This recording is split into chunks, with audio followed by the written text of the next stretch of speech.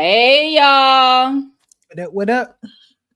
I'm up. Librarians off to the reference desk already. But so that's funny because they both typed in the chat first and then off to the references. So just first to be able to say that and then gotta go. Like first in the chat.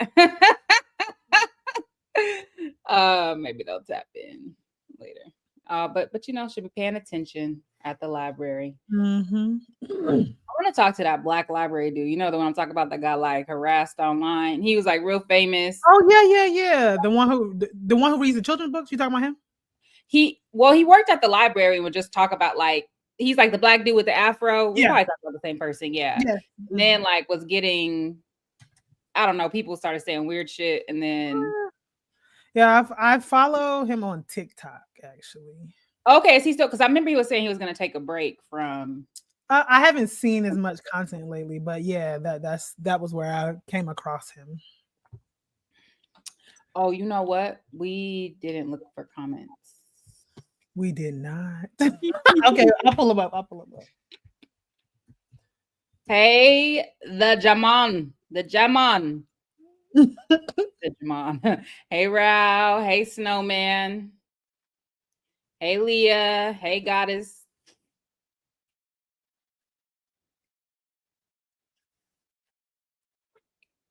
Oh, yeah, it's cold out. It's like 15 degrees here in Detroit. Tell Chunk I said hi. It is almost 60 degrees here in Boston. It was 50 yesterday. It's 15 today. We must be having like a cold front or something. But it's gonna get cold again. And then at home in North Carolina, there's like wildfires that are raging in Myrtle Beach. But then it's also officially, what is it called? It's not.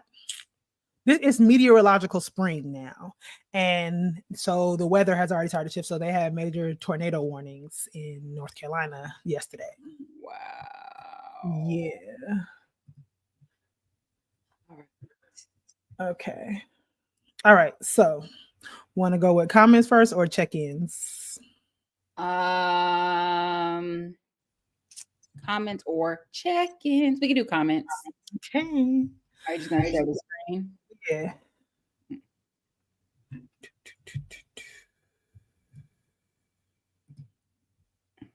Yes, it's windy here too. The wind makes it like 1,000 times worse. I'm not gonna lie to you. I just want to make sure it's the right episode. Okay. Yeah, from 4.2. Okay, I can't even really see this for real.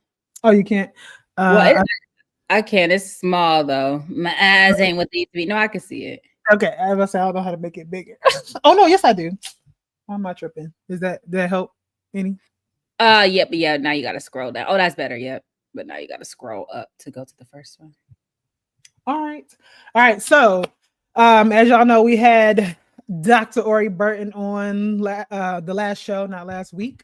And so we're just gonna run through the comments from that really quickly. So from Mr. Sean 56567 Sometimes just reading them together is rough. Radical intellectual thirst trap, no complaints. Hey, Mr. Sean, I want to know if your birthday is May 6th, because if so, gang. I love May Tauruses because I am a May Taurus. Then Librarian said, great question from Ashley Knuckles. And I think we got to it towards the end. I can't remember what the question was, but we got was it about Trotsky?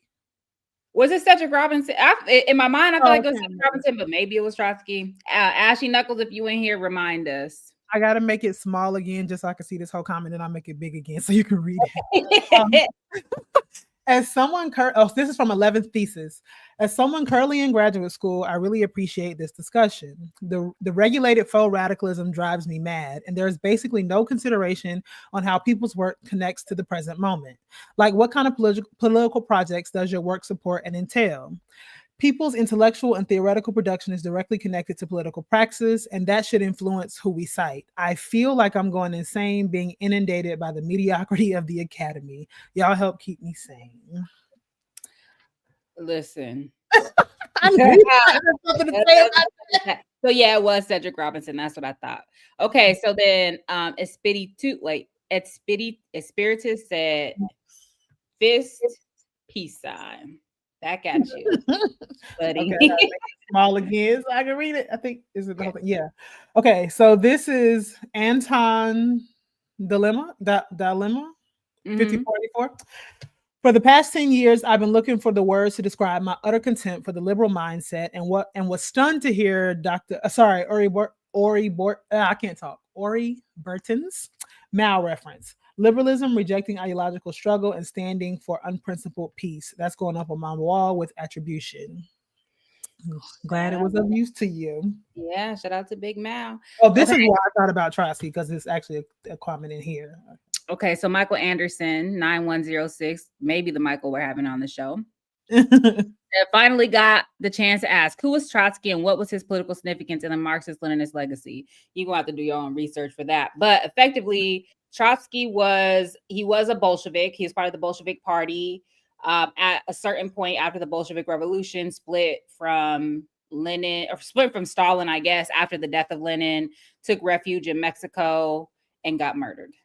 But I guess one of his primary contributions theoretically in the subsequent Trotskyist is like permanent revolution. But I only know enough to be ignorant. So you gotta do your own research. Not only know enough to be ignorant. Okay. All right. Shan WP1UW just gives us a laughing face. I think it's S-Con. Oh, I don't know why I said Shan. S-Con. Yeah, S-Con. Yeah. And then One Love 4909 said, hello, heart, sup. David Silberg, the homie, said, great show. Thanks.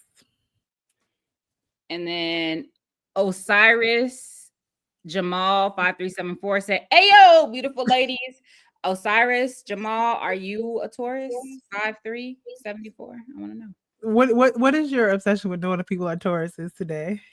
Well, because 5-3 will be May 3rd. I just want to know. In terms of the dates, I got you. I don't know if those are dates or just random. Listen, numbers. I always just treat those numbers like random numbers, even though most of the time they do actually correspond to something for them personally, but I just treat it that way. And then Aria 672, what is that? The Flaming Hearts? Flaming Heart. Be careful, man. It's wildfires outside, y'all. Not be careful as well. Keep the flames in control. All right. So thank y'all for the comments. Keep them coming. Drop them in the chat. Miles Morales, I don't know what you mean by chat's on. It's always on. Yeah, we're always in the chat. Always in the chat. All right. So I don't actually have that many updates, y'all, but La Casita Ediciones, which is an organization, a collective, and are they in Spain? Actually, in Spain. They translated Organized Fight Win into Spanish, which is really dope. I knew nothing about this, which is interesting. Whatever is maybe a conversation about who holds copyrights, like intellectual comments. I am not tripping. I think I'm the one I probably put it on LibGen. I think LibGen is down for the count, but like, I don't think it is down right now because I have been trying to get to it. Girl. So like, we don't get no royalties or anything, but I'm really glad that it's in Spanish. I hope that opens up a whole new sort of front of conversation. So that's very exciting. So I'm teaching my class at the People's Forum on March 15th. I'm talking about Black communist women. I will be in person. So if you're in New York and you have signed up, pull up. That's going to be really dope. Although it is hybrid. So I'm looking forward to that. So far, I think the conversations have been really good. This is apropos of nothing. So under Eugene Per Year's comment, I put, okay, Slimothy and Himothy. I saw that. And it just really cracked me up because he getting down to his baby weight. Good for him. And of course, it's really smart. So I just thought that was funny. But so yeah, pull up to the People's Forum. Layla's also participating. She'll talk about that.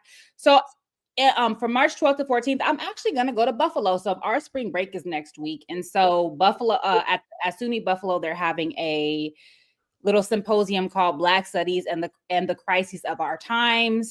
And like Jemima Pierre, Peter Hudson, Deborah McDowell, and a bunch of other people are going to be presenting. And I am, it's spring break. And I'm just like, I want to have a particular type of Black Studies conversation. Something I've been noticing is that especially at this moment, I'm sure there's going to be a plethora of like Black studies events. Haymarket had one with some good people like Robin Kelly, Barbara Ransby, Robin Spencer, Devarian Baldwin, and some other folks. And I think that's great.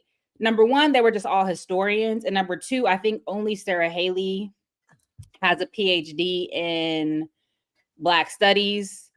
And I think that if these are going to be Black studies, because that could have easily been called Black historians against fascism or whatever. I think if people are going to have these Black studies events, they should definitely include more than one person with a PhD in Black studies. It's been 40 years at this point since we've had the PhD. There are plenty of Black studies PhDs. I think that they should involve more. So, and I think that the one at SUNY Buffalo that I'm attending does do that. So looking forward to that conversation. And of course, many of those folks are anti-imperialist. And it was organized by Ronaldo Walcott. And then, so I am kind of back on the work train in terms of working on my book. So I had gotten derailed a little bit because, you know, I'm writing this book on mutual comradeship. And at a certain point, I was like, had a much more expansive project.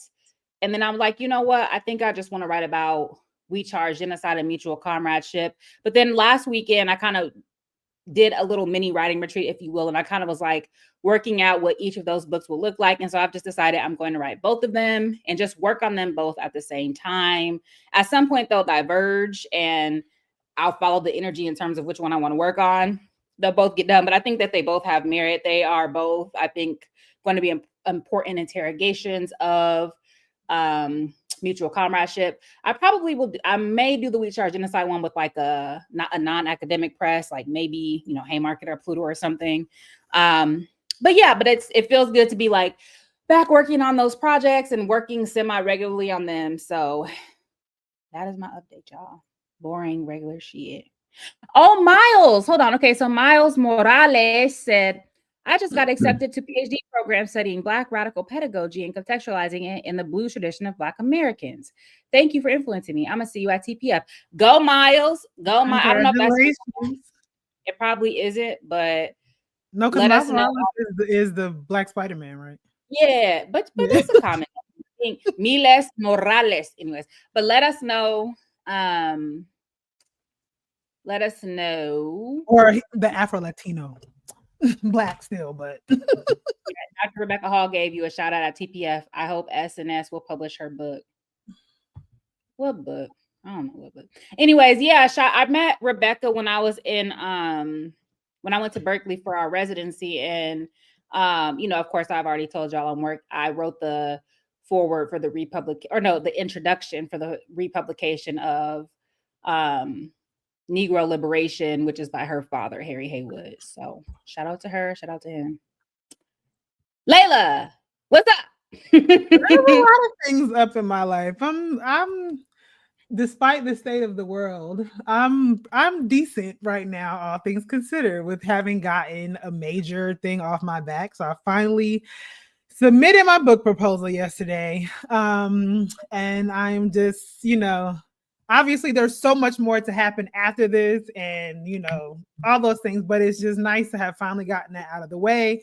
I will say that it still annoys me that I have to be up against a deadline to do these things. It makes it so stressful.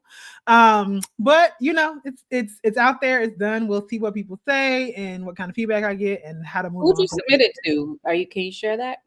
I know? Oh, okay. So to the Radical America series. Mm-hmm, mm-hmm. Okay, great. That's so exciting. And potentially the Radical Perspective series. So like there's two that might work. But yeah, so that is done. And I will say this. I think CBS and I have mentioned this already, but we're doing this 75 medium challenge.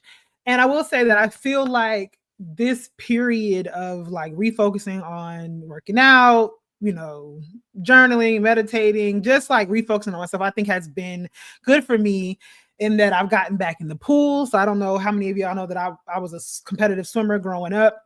And so the pool has this like really been, you know, a happy place for me, and so I'm happy to be back in the pool. I have been I just finished another book called Death of the Author by Nnedi Okorafor, which is really, really good. I would really recommend it.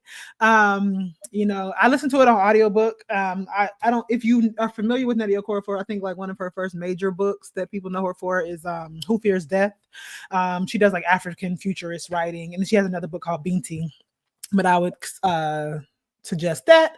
I have my third year review, my pre-tenure review packet is due on Monday. And so, you know, that is also what I'm working on now. That's another one of my deadlines. So just send good vibes for that so that, you know, pending, you know, the university is not shutting down altogether, I will be making progress to tenure and keeping my job.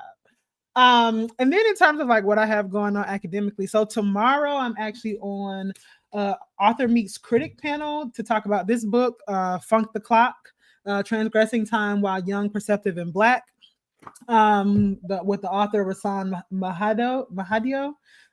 He's Trini. I don't know if I'm pronouncing his last name correctly, but a friend of mine was supposed to do the panel. They asked me to do it, and I'm glad to have read the book. I find it really interesting.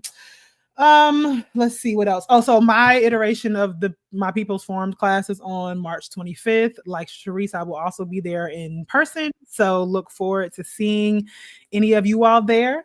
I'm excited that I got asked to, you know, a lot of my dissertation research was focused on the Dream Defenders. And I haven't really done a lot of close work with them in quite a while. And I was asked to do a panel for them coming up in March as well, just on the heels of the People's Forum thing. They initially scheduled it in a time that would conflict with me flying back from New York. So we're working on a new date, but I'm looking forward to that on Black feminism. And then actually one of my former cohort members, Tamar Sharinian, who actually does work on queering the Armenian state. She's at the University of Tennessee, Knoxville. But she is putting on this Revolution as Transition workshop that she invited me to be a part of. And so I will also be doing that in April. And so those are my updates. Booked and busy. And I feel stressed by it. I know this is like normal for you, but for me, I look at this list and I'm like, this is a lot. Yeah, I got a whole bunch of shit in March. But anyway, that's more there. Yeah. Okay, our guest is here, Big Mike. So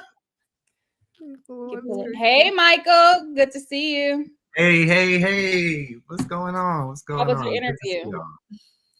Man, I don't even want to. So y'all might know Michael from social media. Find your rhythm. What are you on? You're on Instagram. Are you on TikTok? I'm low key on TikTok. I'm just lurking on TikTok. You know? Okay, so Instagram is your main. But you have a YouTube channel, right?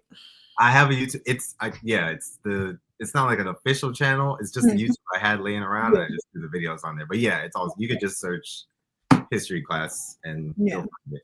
Yeah, but yeah, no TikTok. I think I'm gonna have to like start doing TikToks and just move the stuff over there. But just trying to. We said we were gonna entertain the idea of TikToks, but that was not serious.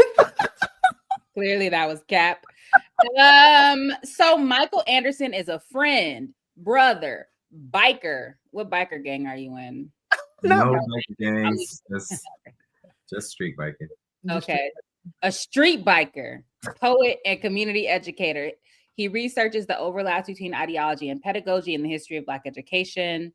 His work focuses on the history of Cold War and Black Power era teaching strategies in independent Black and radical educational spaces.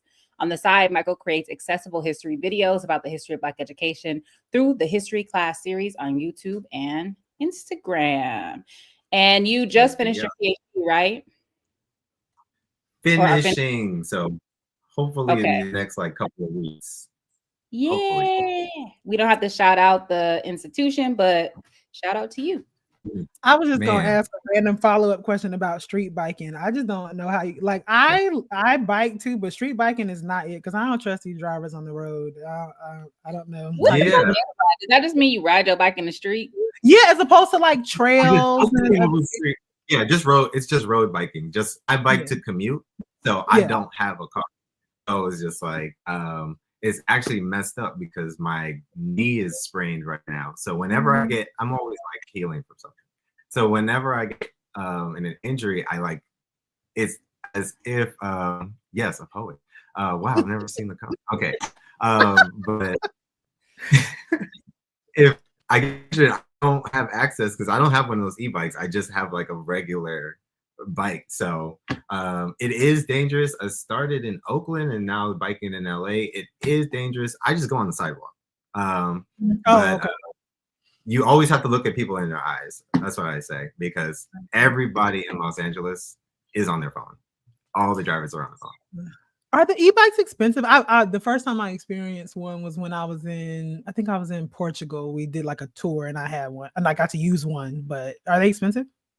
They're definitely out of my budget currently. All right, y'all, let's start a GoFundMe to get Big Mike an e-bike. Do you want an e-bike? Yeah. You know what I want? This is like, you will know if I came up, if I got this. It's called the Brompton. It's like a foldable bike. You know what I'm saying? And so it's just a portable bike.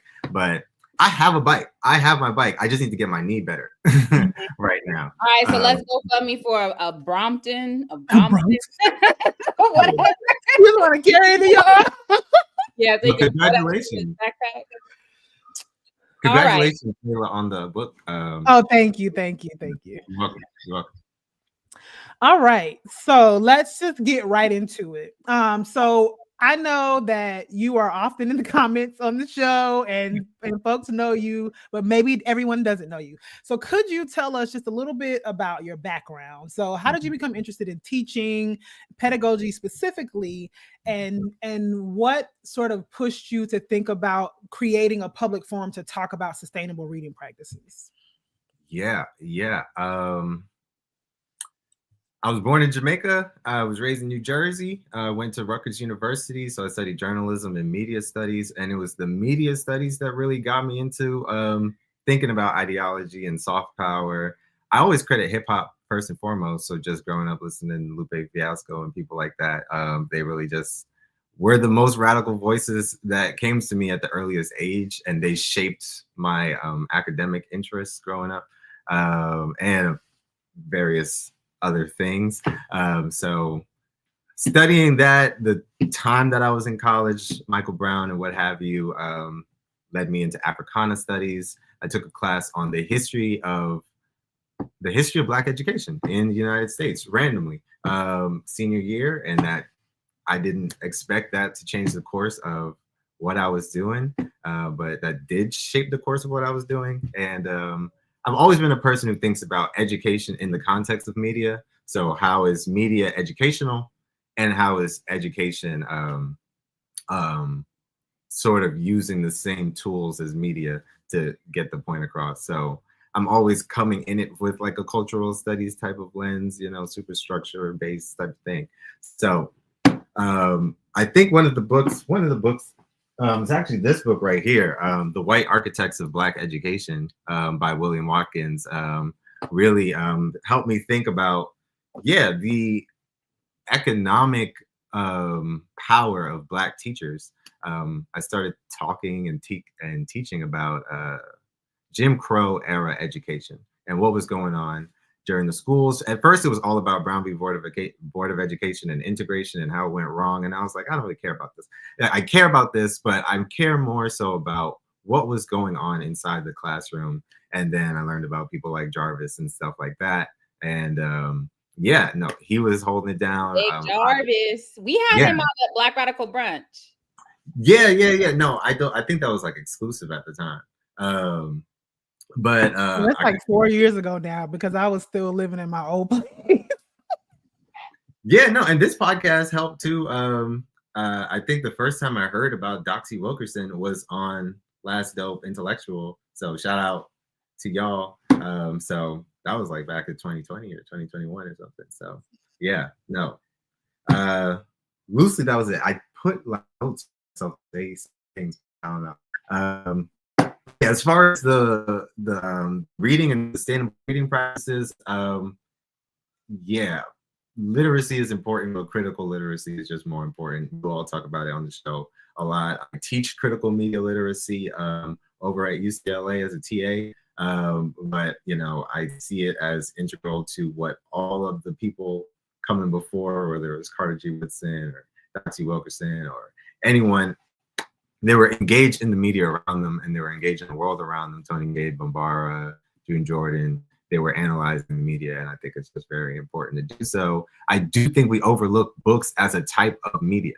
We know how to do it with films, we know how to do it with other things, but we see books as good in and of themselves. I'm saying we as the general book club population. Y'all know I used to and still work with No Name Book Club, and just being in space for a while, oh wow, we are really just reading kind of passively. So I want us to be able to actively read.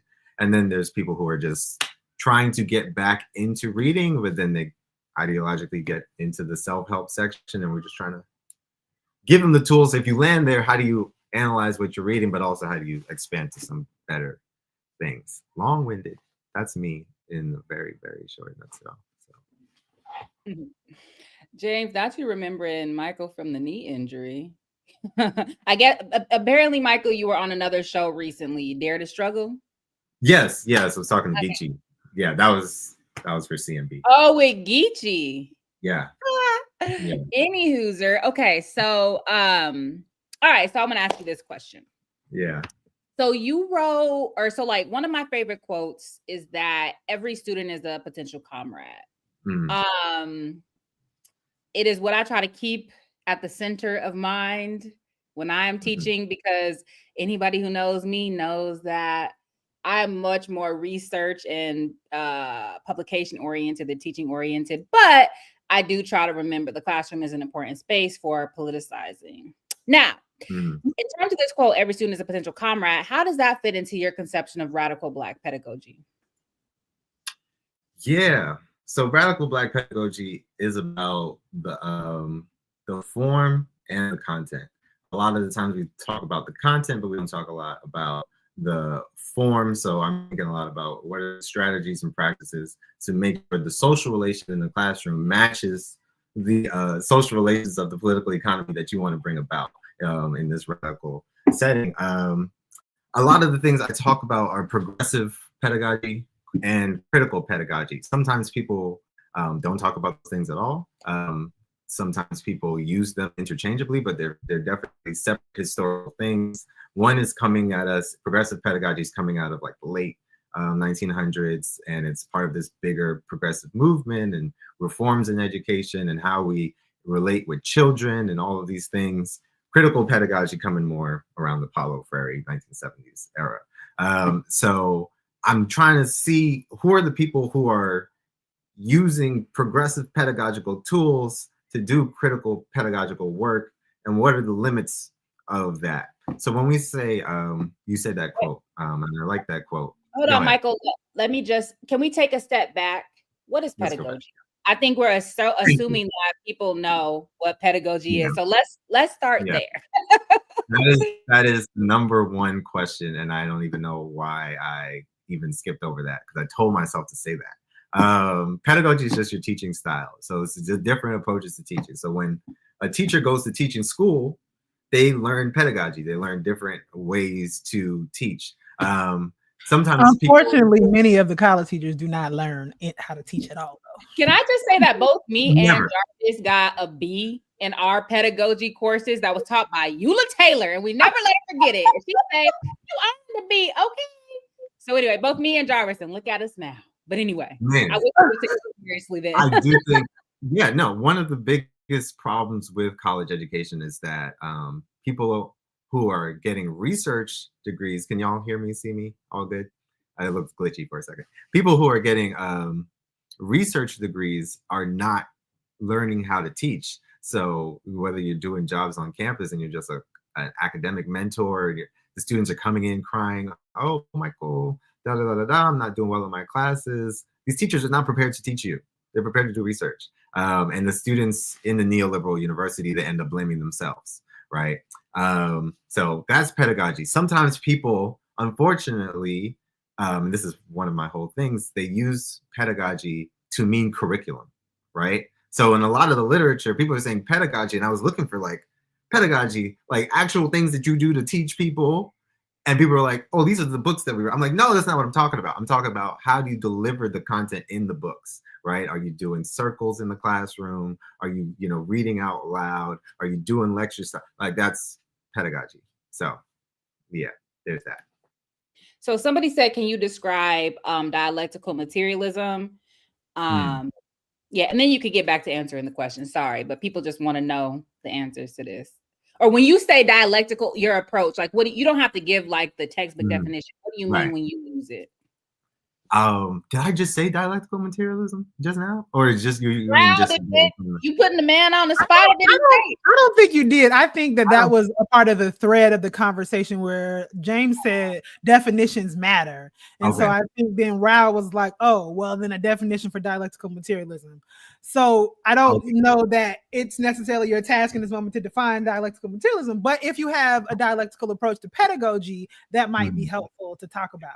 I think you need to, part of what makes someone a radical Black pedagogue, I don't even know how to even. I always say pedagogue. I say pedagogue. When I'm talking to real people, I say teachers. People who are doing, I just say teachers. I say teaching styles and teaching. When I'm with the academics, I say pedagogy because they want to hear that. So what teachers need to do is understand the class dynamics in their class. Not to use two words that mean different things, homonyms, right? But your students' material standing, their material conditions are going to affect the way that they're coming into the classroom. It's simple stuff, and the way they're gonna take in the information. As teachers growing up, a lot of the times teachers just ignored that. A radical teacher is supposed to take that into account. Not only are you taking that into account, you're using that as the very fodder to help radicalize your students and to help make the material that you're delivering to the students less abstract. The people that I write about and the people that I'm researching about are taking the material conditions that the students are coming into the classroom with and using that as the impetus to get the ball rolling for a debate, discussion, and what have you. Back to your question about every student is a potential comrade. True. That's what we want ideally, right? That's what people like Lenin and stuff would want. I think where we go wrong a lot of the times and what historically we've seen as a shift from a more liberal pedagogy, right? A liberal Black pedagogy that we saw sort of in the freedom schools, right? They were independent, they were alternative, they were not dominant K through 12, but it was still a liberal ethos politically and a liberal expectation that was guiding their pedagogy. What do I mean, right? So I'm Stokely Carmichael at the time, and I'm teaching a class on the African American vernacular English, and Stokely's going in. And what happens is at the end of the course, after he lays out the political education, he leaves it up to the students to interpret what it is that they want to take away.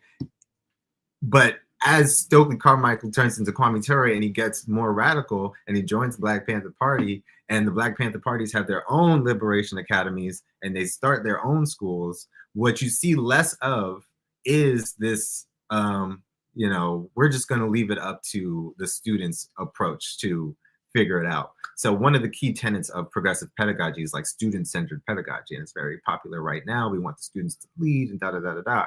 But you forfeit your role as a teacher, and I think some people misinterpret Paulo Freire when he says, you're a teacher and a student at the same time, and you're a student and a teacher at the same time.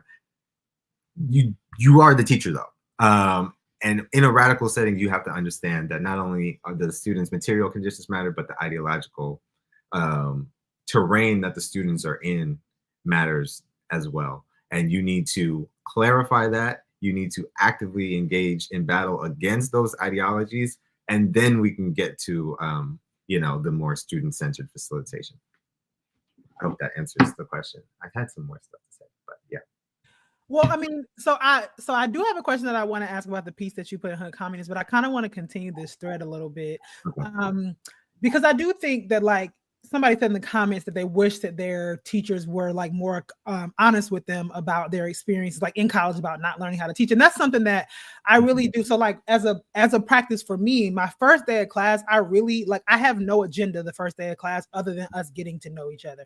And one thing that I let the students do is like, I let them ask me questions about like who I am as a person, so that they understand, like, you know, I really, you know, I try to let them know that like the way that I see the world impacts who I am and how I come into this classroom. But also like I am a person who pursued a pathway of learning how to teach coming from teachers. So like my grandmother was a high school social study teacher, my mother was an adult educator, and I took a certificate program in college teaching in graduate school. And so like I had a whole, like I had to develop courses, I had to observe teachers, like I had this whole process. And so for me, learning how to actually teach was really important. And so that's why teaching has always been important to me. But I was going to bring up something so I mentioned you all that I have this author meets critic tomorrow on this book, Funk the Time, Transgressing Time While Young, Perceptive, and Black. But there's an interview that that Rasan does with the student, and they're talking about their experiences in school. He said, I asked Dominique about how they use their time in school, and they emphasize the importance of not thinking about time at all. I try to forget about time at school too, because it's a lot of busy work, and I hate busy work. And I hate being told to do an assignment without, like, you know, having structure. You know, like I can't do a class without structured notes. I passed my government class with 99% because he had structured notes. I like classes when it's like that, structured. I can actually look back. I can actually learn better that way. And that helps it pass the time. But in like normal classes, when you're just reciting a textbook, memorizing that section of the textbook, and then taking a test, and then you're going to forget about that. And then you're going to bring it up at the end of the semester, take a test, walk away. But some of that stuff we learn is really irrelevant. And they're going to give more examples. And so I was struck by this example. But the thing about this example, though, I also think is that then the idea of needing structured notes is also about a particular kind of utilitarian approach to education, where the student is like, okay, if I'm supposed to come in here and do this thing to earn this grade, then you need to tell me what I need to do in order to earn this grade. And I think that is actually quite antithetical to the learning process, right? And it's so much a part of the way we've been structured to think about school and what it's there for. And so I think that's, I don't know, I'm thinking also about why it matters that we have both sort of radical, progressive, critical, but also radical and liberatory pedagogies that also ask students to think about, why do you need this information? And so like one of the things that I encounter a lot, like with final projects in my early classes, because like I've stopped assigning papers. And so in the early classes, I just let the students come in with a project based on their own field of study, like what they do, how do you incorporate what you've learned in this class into that? And they really struggle with it, because so much of the way school is structured right now, it's like, you tell me what to do, I do it. And so the thought of them like having free reign to just come up with their own project based on what they've learned over the 15 weeks feels like totally out of the wheelhouse for them. And so I'm curious, when you're thinking about pedagogy, what type of environment do you think maybe either you're trying to create in your own classroom, but also do you think is really conducive to the practice of learning and like in engaging, developing critical thinking skills, developing skills that actually allow us to ask questions that will help facilitate changes in the world? I just want to push back just a tiny bit. I do think some structure is good. I think creativity because I think the antithesis of that is like in grad school, when you have these courses with 10 people and then the teacher's like, read this book and we're going to come talk about it, because they haven't prepared anything. Mm-hmm. So I think that people do need, like, what are the takeaways? What are key definitions? Like those types of things. And so I think that to me, when I heard that student speaking, that to me, what allowed that student to thrive was because they knew there was a roadmap in terms of how to navigate that class. And to me, I think that there's a balance between having a roadmap through which to navigate the course, but then not being so structured and not, probably the most taken away method from or concept from Freire is the banking method. So not telling students exactly what to think, but giving them a sort of some guideposts through which to engage, to ask questions, to be flexible. And so I don't think that, Layla, you were saying that you shouldn't have any sort of whatever. No. Because we do have that structure when it comes to the readings. What I was talking about in terms of how do you make use of this? What do you do with this? Right. Sorry, Michael, go ahead. I just wanted to throw that in there. I think it's a balance between. Yeah. So Derek Ford, I don't know if y'all are familiar with Derek Ford's work, but he talks a lot about the idea between like capitalist learning and study. He has multiple books. One of them is called Communist Study. I have a quote from here, because this idea of lifelong learners is a very capitalist idea. You want to keep workers in a position where they're continuously making themselves available to be exploited and, you know, wage workers. So they need to learn the new things throughout their whole lives, you know, so they're amenable to whatever industry. He's as it's always directed by predetermined and measurable ends. Studying is about pure means, about exploring, wandering, getting lost in thought, forgetting what one knows, so one can discover that the world exists otherwise than the way that one knows it. Studying is, I think, the educational equivalent of learning. So that's the end of the quote. I try to think a lot about studying. We want to create an atmosphere of study. A lot of the times coming in as a learner, you know, that's the whole banking thing. You're a box that needs to be filled, and there's no dialogue going back and forth, and there's no asking bigger questions, as opposed to like, why do I need to take this class? Why do I even find this information useful to me in the first place? So there's study, and then there's what Joshua saw, which is Black study. So this is the radical Black pedagogical tradition. So like, what is it? What is that essence that is making study Black? And I think Fred Moten and Joshua Myers and Loggins and Douglas, they did the Prophet book on Martin Luther King, Prophet of Discontent. In the back of that, they're talking about the IBW, the Institute of the Black World, and they have this whole section where they're just meditating on what this Black study is like, and say Black study requires not only ideological and epistemic work, but also a fully embodied confrontation with the technologies of racial capitalism.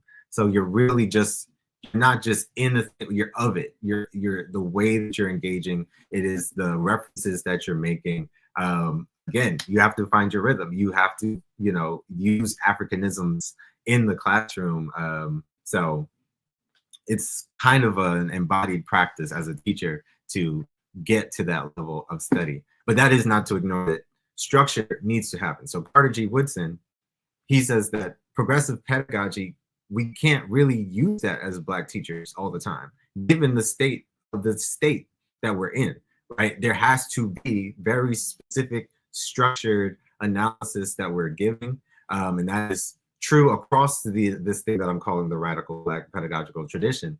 Whether Carter G. Woodson, whether it's Doxy Wilkerson, whether it's the Black Panther Party, their approach to education looks more like the banking education that Freire says not to do, but it's a banking education with a political purpose. Yeah, I'm gonna leave it there. That also makes sense, because with the banking, some of the things that we have to do is disrupt the shit that was already banked in the first place. Yeah, and for me, like bank, like it's like what is it? What are those schools called? Like deprogramming, like the, you know, and re-education school. Re-education. That requires a bit. Anyway, somebody in the Nene asked, does this apply? Is this conversation universal for our departments and fields of study? And then somebody said, I don't think that they're applying it to all fields. Yes, we are, because this is not about what, it doesn't actually matter. This is about like your what and your so what, right? Mm-hmm. Like, what are you doing and why are you doing it? And that can be from in STEM fields to humanities to social sciences. Like, when you're in the classroom, how are you relating to your students? How are you relating to the information? So it's like an epistemological political and ethical. I always have that trifecta, but like it's all of those things, right? And I think that that is what is the crux of pedagogy. And, you know, and whatever classroom. So this doesn't even have to be the university. So there's also another question from Ashley Knuckles about pedagogy for organizers. It's interesting, right? And I'm very self-referential, but when I'm in a university classroom, I feel like a much less effective teacher than when I'm in other spaces. Like when, you know, in this space or in like spaces like the People's Forum or whatever. We were in a high school at Berkeley High School doing a presentation. And I remember Eula Taylor told me like, wow, you're a very gifted teacher. And I was like, that's interesting because I do not feel that way. You think that that's partly because you feel like in the university setting, you have so many students there who are kind of there against their will. Whereas like when you show up in organizing settings or other places, you can generally assume that folks are there because they want to be there. Do you feel like that has anything to do with it? Well, again, I don't want to take up too much space. I think it's because I don't really think when I'm in other spaces, I don't really necessarily think of it as teaching. It's not the same thing. I don't show up as an expert in the way that no matter, even if you're showing up not doing the baking method in the academy, ultimately you have to show up as the expert because of the way it's structured, because of student evaluations, because of all of those types of things. And so it's just a different thing. And so maybe there's just a different level of expectation in these other spaces where it's like, I'm showing up as a comrade among comrades. And even if I see every student as a potential comrade, they're still students at the end of the day. They're signing up for my class at the end of the day. And so there's a particular type of orientation and expectation that is there because as you're like because no matter how much we want students to like come and just want to vibe and do their thing, they're not because they have been acculturated in this K through 12 system. It's very few of them that come in and can thrive with so much freedom, right? So, and part of it, go ahead. No, okay. Go ahead, Mike. Go ahead, Michael. And part of like the whole problem with critical pedagogy is that it leaves. And this is, again, Derek Ford and people like Curry Mallet, they talk about the anti-communism that led to critical pedagogy, right? People moving away from a Freirean understanding, which was very like third world, and more to a postmodern sort of identity reductionist approach to critical pedagogy, right? And the point of not just saying critical pedagogy and something like radical Black pedagogy is to say that we're coming to this pedagogy, right? Not just for the sake of a teaching style, but we have a very specific goal in mind. There's this book by again, Derek Ford. He's pretty good. But he has this framework that I use in my dissertation called the Marxist critical pedagogy. And the difference between regular critical pedagogy and Marxist critical pedagogy is that one is prompting you towards a very specific end goal, which is engagement with the actual world. Yeah, Derek Ford, that one. And what was I about to say? There's this great book. It's called Revolutionary Education Theory and Practice for Socialist Organizers. And I really recommend that book because it's what teaching happens in organizational spaces. At the back of the book, they give you very specific, concrete pedagogical tools, whether it's role playing, whether it's circling up, whether it's direct lecture, how to analyze text. It's very, very practical, but it also gives you a lot of theory going from Freire to Marx to everyone else. So I definitely recommend it. Again, it's called Revolutionary Education Theory and Practice for Socialist Organizers. So yeah. The last thing I was also just going to add to that question about are we thinking about, I think that this is the question, the conversation about pedagogy is not even just about the classroom. It's not just about organizers. It's also in the way you teach a skill to your child for for basic life things. Like all of these things you think about, how am I going to go about conveying what this skill is, the skill or this understanding or whatever is going to do, and what are you going to do with it? So in general, I think this conversation about pedagogy is important for all aspects of life, not even just the university classroom or even in organizing spaces. And that's one of the things that, so Doxy Wilkerson worked at the Jefferson School of Social Science as the curriculum director, and he before they even taught the classes, what they would do, for reference, the Jefferson School of Social Science was a Communist Party school. So there were Communist Party schools. There were these worker schools, and then those kind of collapsed during the early Cold War into these Communist Party schools. I talk about them. One of them is what the article is about, the Carver School, which wasn't officially communist, but pretty much. And then there was the Jefferson School of Social Science, which was all out. So one of the tools that they had was this booklet. I forget. I literally think it was called How to Study, right? And it, first off, they had to just establish that you, as a working class person coming into this class, right? This is adult education, right? They offer night schools. They offer classes in Spanish. This is 1944, right? So they're talking about Negro liberation. They're talking about women's liberation. They're talking about communism. Very complex things. But the first thing they say is, we're not even going to get into that before we solidify that you are capable and you know how to learn, right?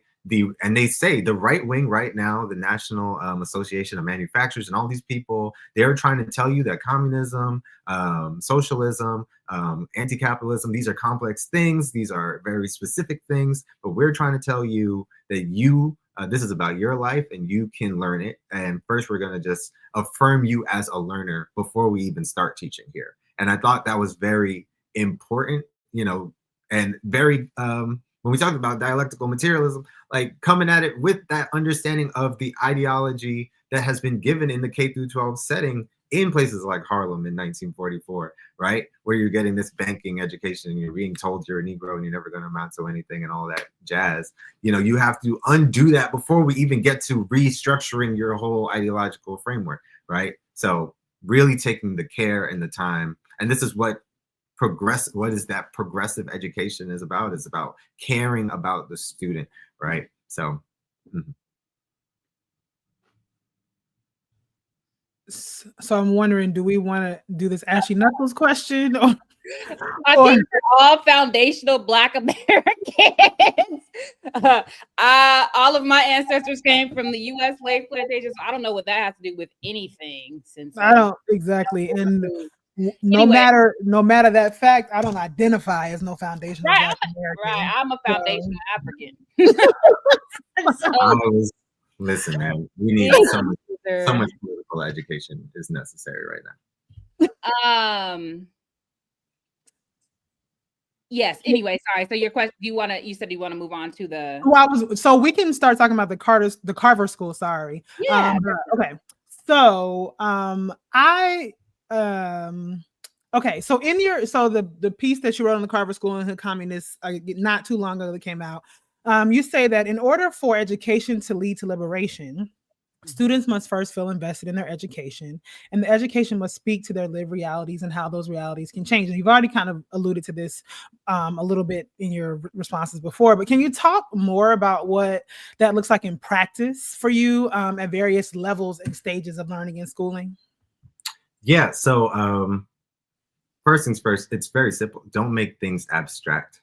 I think Paulo Freire, he has this one quote that I love, but I can't remember it right now and I'm pissed off. But he's essentially like, you can teach a person, because he did literacy education. And he was like, you can teach someone like a peasant farmer how to read in 40 hours if it is that you're basing that your approach in their real life, right?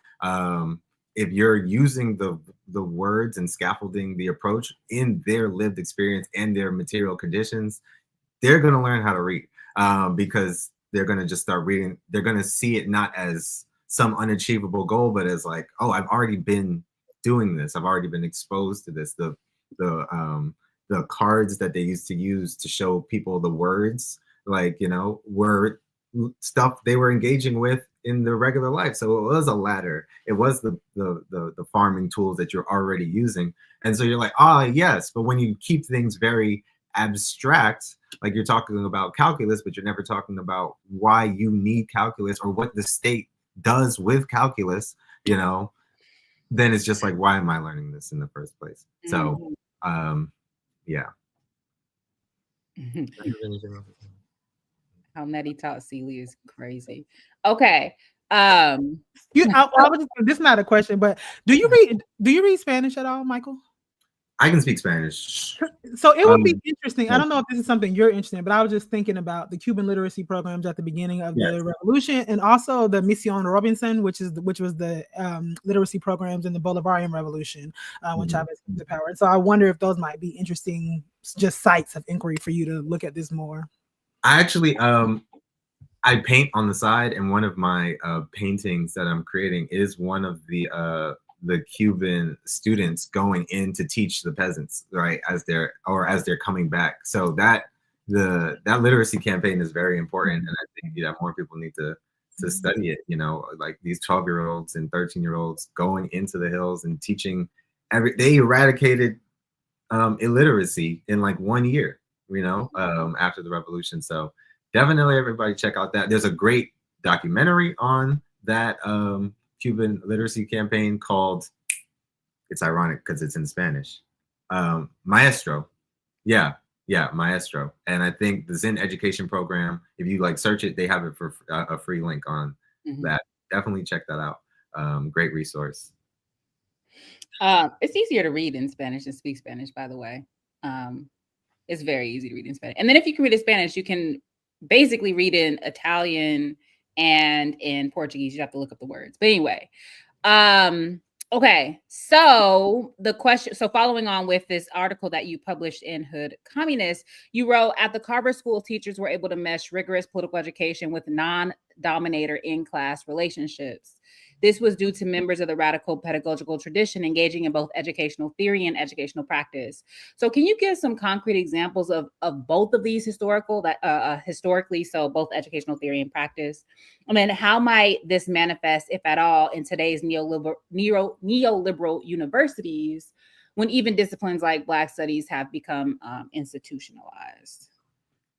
Yeah. Okay. So what I want to do is I want to read directly from the archives. This is directly from the Schomburg Center. This is in Doxy Wilkerson. So the director of the Carver School was Gwendolyn Bennett. I also looked at the Gwendolyn Bennett papers. There's not that much there in terms of like educational theory, laying out the practice. This is what we did. It was sort of like, here's what happened at the school. Took a lot of time to analyze. Doxy Wilkerson's papers, way more robust. He was so thorough with, and that's the thing about the radical Black pedagogical tradition. They did not shirk away from pedagogy, and they were very particular about it. So he has this document in his archives called Proposals for Improving Quality of Instruction at the Jefferson School. And this is not just one of them, there's many of them. So I'm just gonna read a little bit from a section called Teaching Through Ideological Struggle. And that speaks to this question of how to put it into practice. And so he's not talking to students, he's talking to the other staff at the school, and he's teaching them how to teach. He's coming out of Howard University, by the way. So he was teaching in their education grad school. So he was already teaching Black teachers how to teach. And then the Communist Party brought him on. He was also kind of like, you know, ideologically more aligned with teaching here than at Howard. Anyway, the most fruitful method of teaching we can use is that of polemics. So like problem statements and things like that, questioning what Freire calls wow, this is basic stuff. Excuse me, pardon me. So polemics of stimulating and guiding ideological struggle in the classroom. And here, as in the case of political content, there is much evidence of general instructional weakness. So right now, they're losing a lot of students because of the Cold War, and people are being drafted into the Korean War and all these things. And he's just like, what's wrong? And he's like, a lot of it is the state, but a lot of it is us, actually. We need to tighten our instructional model here at the Jefferson School.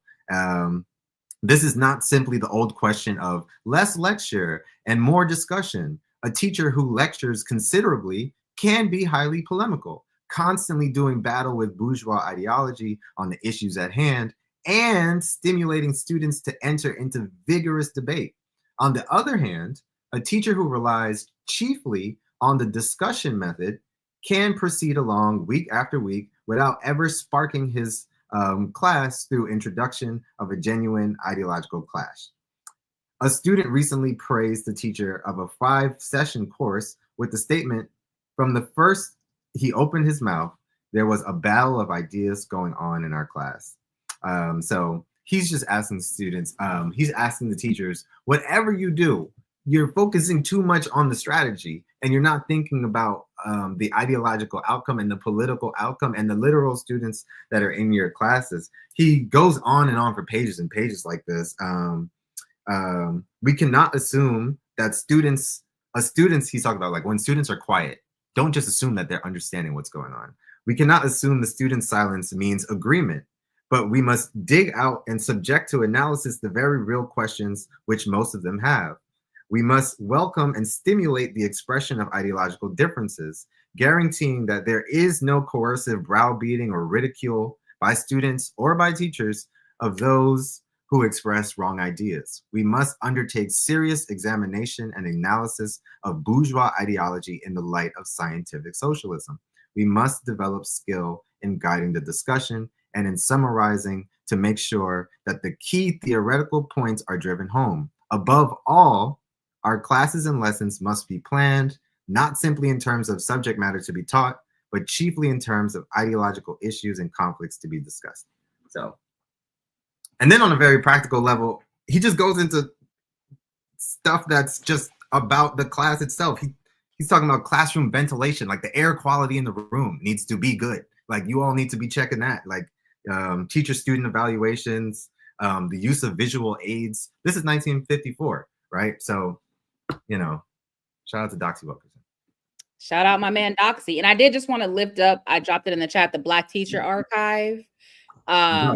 Which is, you know, Jarvis and Amani Perry, and I'm sure other people, maybe you even help with this, Michael, which they sort of assembled. And I think it's fully digitized. I dropped the link, but I know a lot about Doxy Wilkerson after he left education, but I actually learned a lot. I was applying for a fellowship and I learned a lot about him and his work when he was at Virginia State College and then working with the Black Teacher Associations from that Black Teacher Archive. There's just a lot in there. So and it's digitized, like I said, so I highly recommend people kind of dig around in there to find out stuff. No, yeah, the Black Teacher Archive, they brought a bunch of us to Harvard to like help think through it. And it's just a great resource. And I think that's something I wanted to talk about a little bit just in terms of the history of Black education. I think, you know, the teachers there, Black teachers weren't allowed in the National Educational Association, so they had to create their own teacher associations, and they call that the ATA, the American Teacher Association. I don't know why they call it that, but that's what they call it. And in that, it was sort of like their teachers' union, but it wasn't really a union. It was also a professional development space. And yeah, Doxy Wilkerson was very big on that. But I think at times, ideologically, we tend to praise these colored teachers associations without really looking at ideology. A lot of the time we praise the students that came out of these schools, these all Black schools during Jim Crow, without thinking about what did they go on to do. And some of them went on to be, you know, stewards of empire. And so we have to look at the Joy James in Transcending the Talented 10th. She says, she was critiquing Patricia Hill Collins' Black feminist thought. And she's like, you can't lump all of these Black women teachers together. You have to look at their ideology. You have to look at where they stood on certain things. So I hope that when we come to things like the Black Teacher Archives, we're not just, you know, wow, look at all these people who contributed to education and pedagogical skill. Yes, but again, like Doxy was saying, ideology, battle the bourgeoisie. Some of these people were creating a Black bourgeoisie. So just want to put that out. I know it's more work for us, but I feel like with this particular conversation, it would be nice for us to have some kind of resource sheet following up, because I feel like so many different things have been dropped in the course of the conversation just for people. So if there's anybody in the chat that is interested in re-listening and just taking down that list, that would be something that would be really useful. I also want to say that we also dropped the link to the documentary Michael mentioned about the literacy program, and it's actually called Maestra. I guess, and we are also going to have a brief conversation about the upcoming International Women's Day. And so a part of the what do you call it? The lens of that film is also focusing on the fact that the vast majority of those teachers who engaged in that literacy program were teenage women in Cuba too. Okay, so my last question for you is that, as Black African people, we're constantly told that knowledge is power. Education is the key to our liberation. Yet, and this follows up the last point you were making, drawing on Joy James's critique of Patricia Hill Collins. Yet we know that the U.S. educational system is one that fosters capitalist individualism and American patriotism, while also being central to some of the most basic forms of class mobility for us. How should we be thinking about responding to, interpreting the dismantling of the U.S. Department of Education and what it means for public education in this country? Like, is that something that we should even really be concerned about? And just in the note, I had a quote from Asada Shakur from her autobiography when she talks about schools. She says, the schools we go to are a reflection of the society that created them. Nobody's going to give you the education you need to overthrow them. Nobody is going to teach you your true history, teach you your true heroes, if they know that knowledge will help set you free. Schools in America are interested in brainwashing people with Americanism, giving them a little bit of education and training them in skills needed to fill the positions the capitalist system requires. As long as we expect America's schools to educate us, we will remain ignorant. So I'm curious about your thoughts about where we are in this current political moment, and the crisis of public education in this country. It's already been said. Asada is a part of that radical Black pedagogical tradition. I love that section in the book where she's just deeply thinking about, how do I deliver this information to these kids? And I think that's the level of care, because she's not just thinking about what she's teaching, but she's thinking about what are the social relations I want as the standard between us. And like June Jordan is thinking about that as well. Department of Education created under President Carter. Cool. Ever since the Department of Education has been created, the right wing has been trying to destroy the Department of Education. The first president to ever fund, the first right wing president to ever fund, they're all right wing presidents. The first one on the Republican Party to fund the Department of Education, George W. Bush Jr., the second one. And that was No Child Left Behind. All the children were left behind.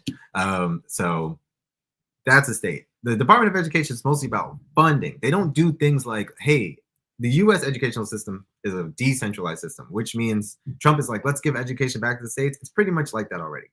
There's no universal standard educational model. You go to Massachusetts, you go to California, you get different stuff. You go into Texas, Florida, much different stuff. Except when it comes to learning Zionist history. Hey, man. So the Department of Education workers aren't like, hey, what are our standards for pedagogy? What are our standards for, like history and science? Like, they're not doing that work. They're defending Title IX and, barely. And they are, they're giving out funds. And Miguel Cardona or what have you. Yes. Hence Teach for America. So the last guy who wasn't Linda McMahon might as well have been Linda McMahon. I was just reading an article where he was basically saying, they were like, hey, why didn't you do anything during the Biden administration? He was like, yeah, we didn't really want to stir the pot. We just, we're chilling. And I'm like, did you ever hear a news story about this guy ever presenting any like proposals for helping out? No, we didn't get our loans canceled. The Department of Education, no credibility on my end. I want my loans canceled too, please, If Elon could go in the back end with all the Doge stuff and cancel that, great. But this is what I was trying to tell people, this Project 2025. And the other thing too is that departments are created and dissolved all the time. And basically all the functions that are currently housed in the Department of Education will just redound to other departments. Because they still need people to track loans. They still need, there are still functions that will be there.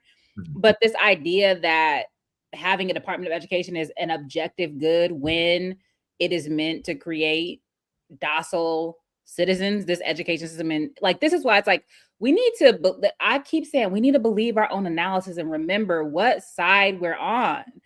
people are up. This is the fucking problem with liberalism. It's so reactionary, and you find yourself and rad lib shit, right? You find yourself defending shit that you would have been you're actually against, but because it is being attacked by the fascists, you're like, no, we need to defend this. No, we don't.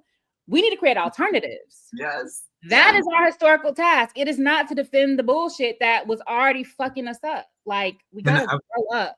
When I do this talk, I try to start with people that we know. So I try to start with Booker T. Washington, and I try to bring in people that we don't really know, which is people like Samuel C. Armstrong. So the way that we get a lot of the HBCUs is from these northern philanthropists, like putting in this money.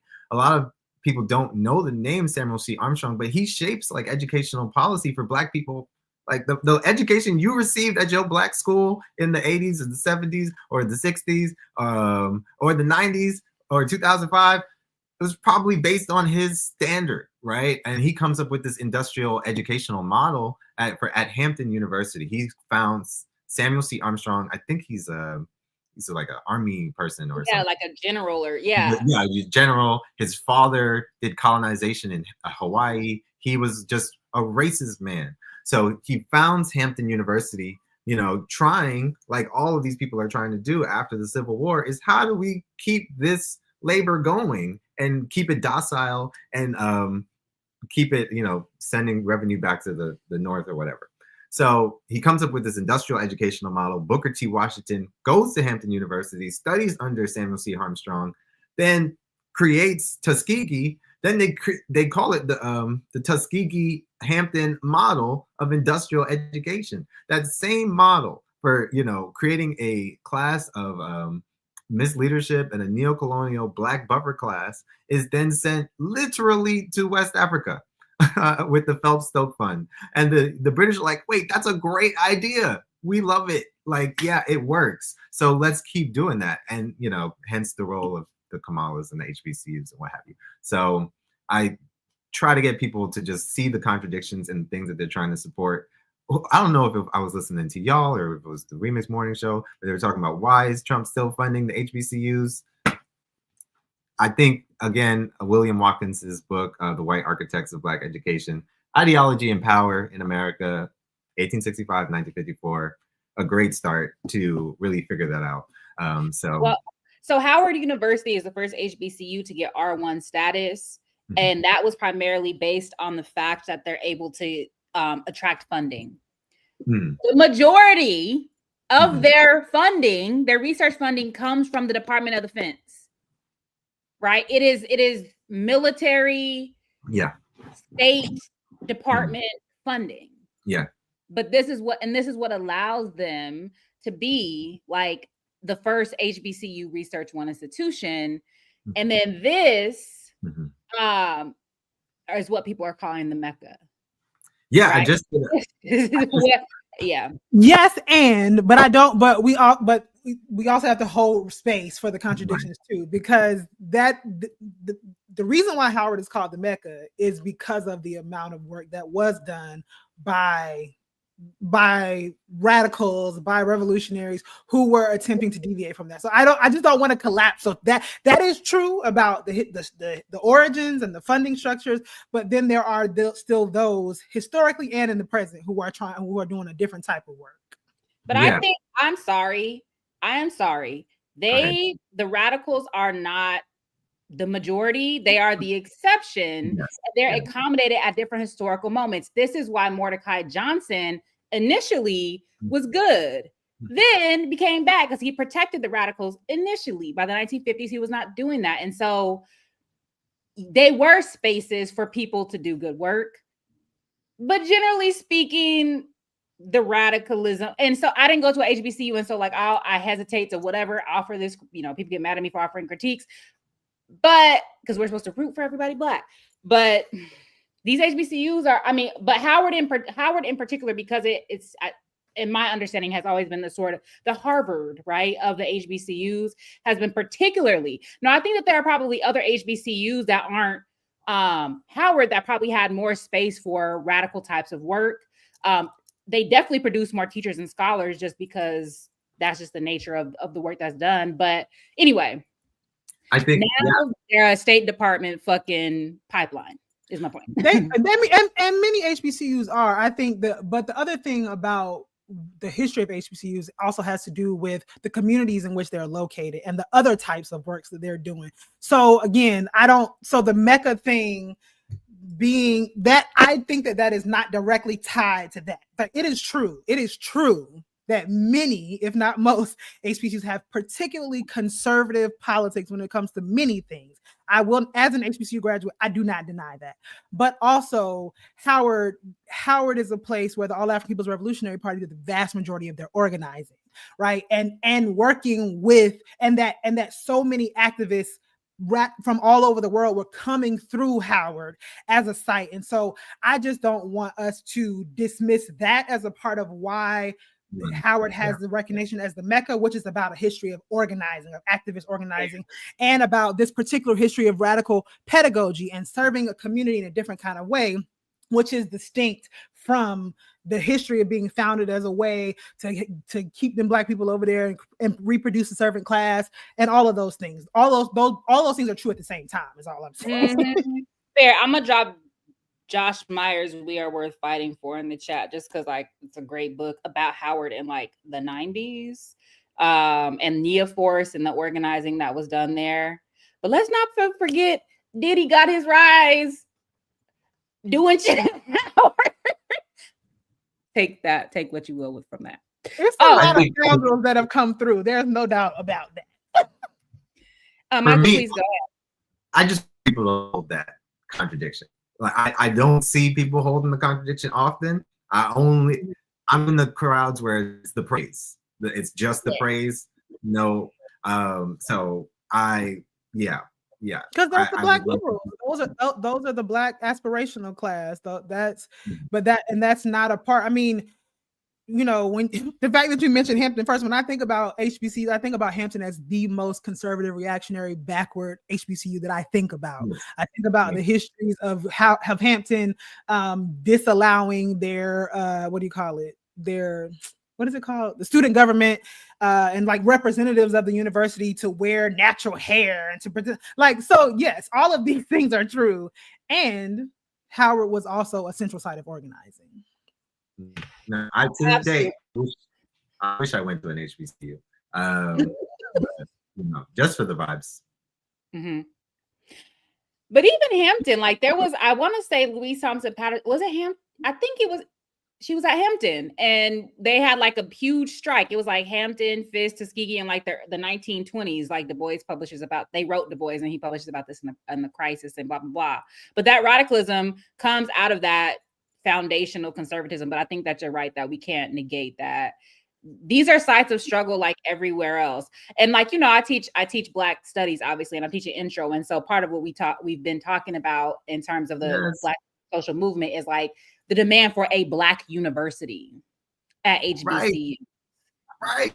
And my students, they're like, what do you mean? They're historically Black college universities. It's like, yeah, well, they're still run like the foundation and the board of governors, and sometimes even the majority of the faculty and et cetera are reproducing Eurocentrism and white supremacy. And so what does it mean to have to demand a Black university at a historically Black college or university? So, and Carter G. Woodson, the creator of Negro History Week, presented a proposal for a Black course at Howard, and got denied while he was there. And then it didn't get taken up until like years later. And it was a big struggle for him while he was there. And then eventually I think he just got kicked out, I believe. But yeah, that's for Jarvis to speak on. But contradictions. Great places. Yeah. So we got one more question to ask. And that is, if we were to revive the independent Pan-African school movement, like that Russell Rickford writes about in We Are an African People, what would that entail ideologically and pedagogically? And this is not just an abstract question. Sooner rather than later, we're already behind. We probably should have already started this, but it might be a necessity that we have, as public education is defunded and crushed, we might need to be doing this. And so what should we be thinking about education or pedagogically and ideologically as we're recreating this reality? Yeah, June Jordan has this quote. She's like, she's thinking in Harlem about how to teach creative writing in like 1989 to these Black kids. And she's just like, oh, this is a great quote. She's like, these kids are gonna receive like this all of the shit pedagogy, this she calls it despicable pedagogy or something. And then she says to herself, like, so what am I to do? You know? So she's realized that she just creates some changes in the course, in the creative writing course, and she's like, instead of writing, you can like use your voice, but I'm still going to guide you towards Langston Hughes and Gwendolyn Brooks and stuff like that. But she's really thinking about pedagogy, and I think what the book, where's the book?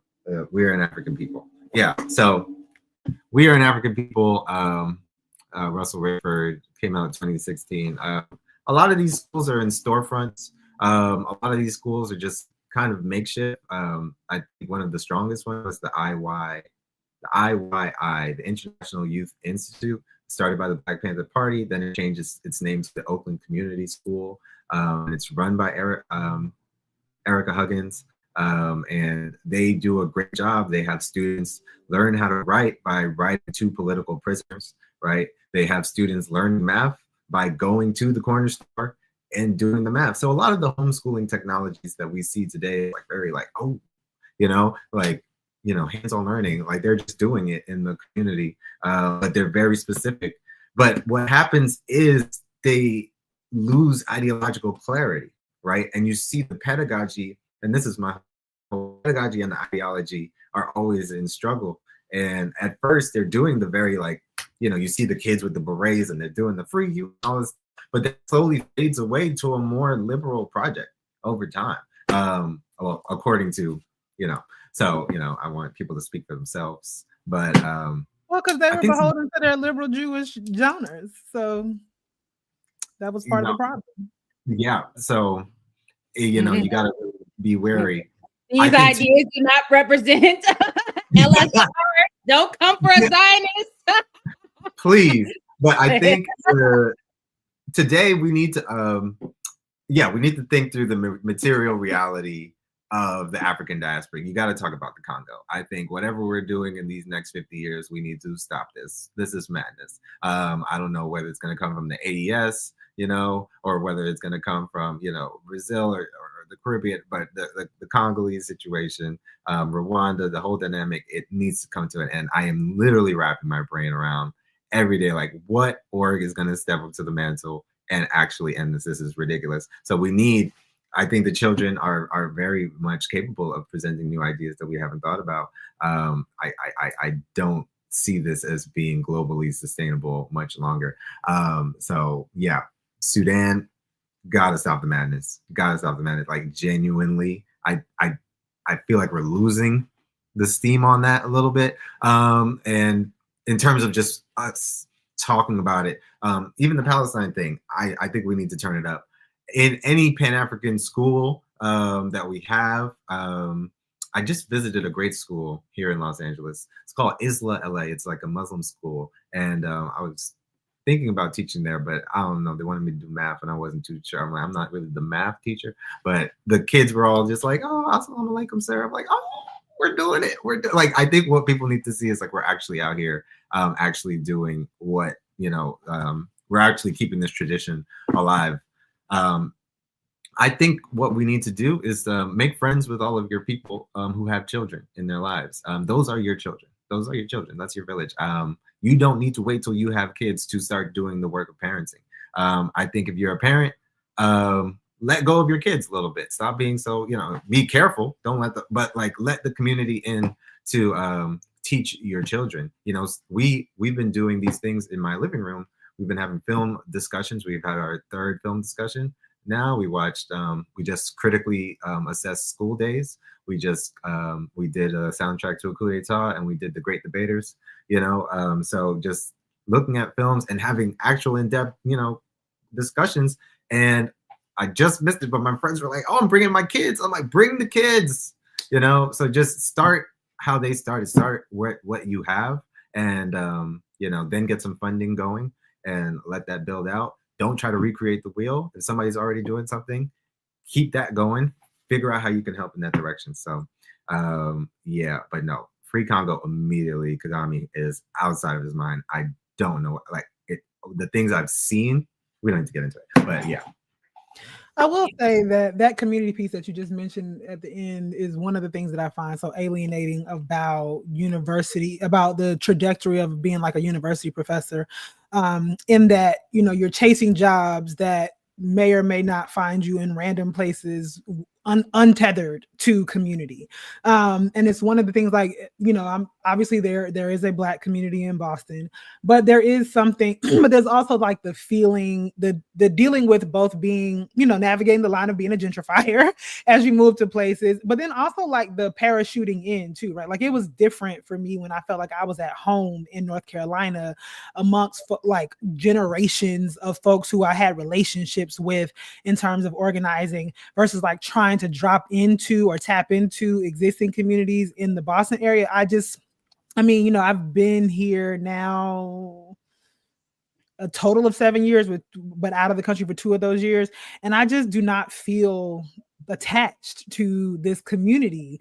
And I don't, you know, maybe that will change over time, but I do think that part of the way that capitalism forces us to chase jobs is also about depleting our ability to rely on communities. And so one of the other things in thinking about like what it means to actually build up these programs is what it means to actually rebuild communities and to have them sustainably and to stay with them.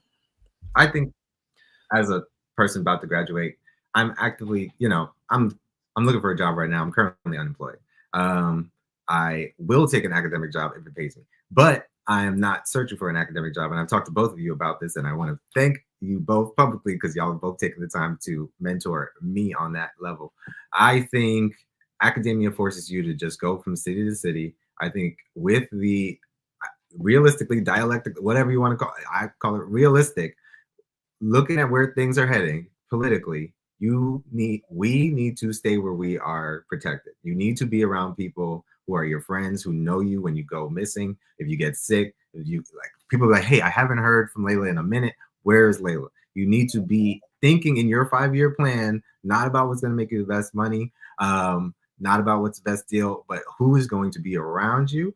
And if we're going to listen to Octavia Butler, what's the climate like? But that's, you know, another conversation. So yeah. Yeah, I dropped in the chat. I wanted to lift up the Malcolm X Academy for African Education. That's in Sacramento. It's run by this community movement builder chapter there. It's a small school, but it's K-8, and they're doing, you know, that work. Yeah, shout out to Jordan. If I get this money, if I'm able to flip just one multimillionaire, I will employ you to be Sankara's private tutor. I will pay you a living wage, benefits, and maybe a little cell of students. Like, you know, so it's not just Sankara. Pay me so I can leave Boston. let's both go. Come on, Michael, we can do this together. We can do it. Yeah, all over in Jamaica, everywhere. Yes. There got to be 1 millionaire to flip, so we could just live a life of leisure and do what needs to be done. Because academia is trash. But okay, now I'm just rambling. So thank you so much, Michael, for giving over an hour of your time. Yeah, it was a great conversation. I think you published a great piece in Hood Communist. Of course, read Hood Communist. His article and every other article. Let's start this GoFundMe for that foldable bike. I was just looking up the prices. They are from $1,500 to $3,500, which is fucking crazy for a bike. You will not catch me dead on a bike, but that's just another question. But let's start you know what I'm saying? Like, you deserve your foldable backpack bike. So look, I thought I was doing something some years ago and I spent $250 on a bike.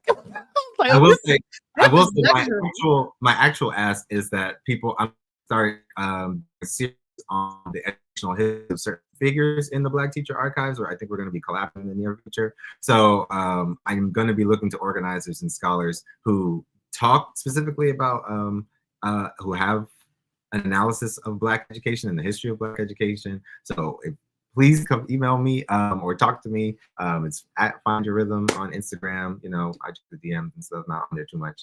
But yes, that is something that I am going to be doing in the near future. But I think we should just normalize putting out calls to help you pay your rent. And I will be posting a GoFundMe to help me pay my rent before I get this job. So, you know, that's fine. Help. So yeah, help. Shit. Help. All right. Can you type his handle out? Listen, my illiterate ass, I always spell rhythm wrong. What is it? R-H-M or R-H-Y? See, I don't know how to spell it either. R-H-Y-T-H-M and another M. Two M's at the end. Yeah. Miles Morales, if you're still here, make sure you hit him up because it sounds like y'all are doing cognate things. So yeah, I think Miles Morales was on Jared's show, and I was like, "Oh, this person sounds cool," but I don't know. All right, y'all. Thank you, Michael. See you later. Thank you so much. Yeah, I hope to have you back again. Peace. Bye. Excuse me, Lord. Yipper 99. I don't think he's walking. I just think his bike don't fold up right now. Although he did say he hurt his knee, so he is walking. But I just think he got a regular non-folding bike. But not you looking up the bike online. I did, and it's like, oh, okay, you carry it. That shit 25 pounds. I guess that's carryable, but like, who is doing that? I mean, apparently he would be willing to. So, but that anyway. Okay. So we also want to talk about. Hopefully, we address at least some of y'all questions in the chat.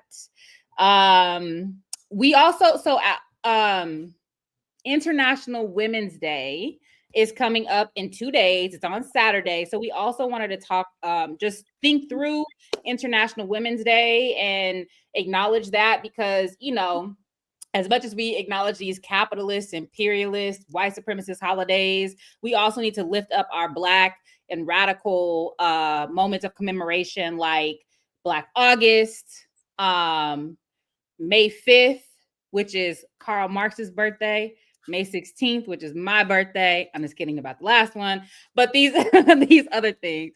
So we do want to lift up International Women's Day. And so a couple of years ago when we were doing a different iteration of this podcast, the Last Up Intellectual, we actually had a discuss, like, so we played Jackie Lukeman's explanation of what International Women's Day is. And we're going to play it from there because at that time she was on By Any Means Necessary. I don't think there's an archive of that show. So it's also just good that we have this. And then we also had a discussion. We didn't decide if we're going to play the discussion or not, but at least we want you to hear her explanation and if you don't know anything about International Women's Day, you're in for a treat. All right. Yes, I know, Raphael. And today is International Women's Day, first observed by the United Nations on March 8, 1975. Now, while we in the U.S. like to observe the day and the accompanying Women's History Month as a sort of generic catch-all for all the amazing things women have done to contribute to the development of this country, the origins of honoring women's contributions came out of the labor struggles in the 1900s.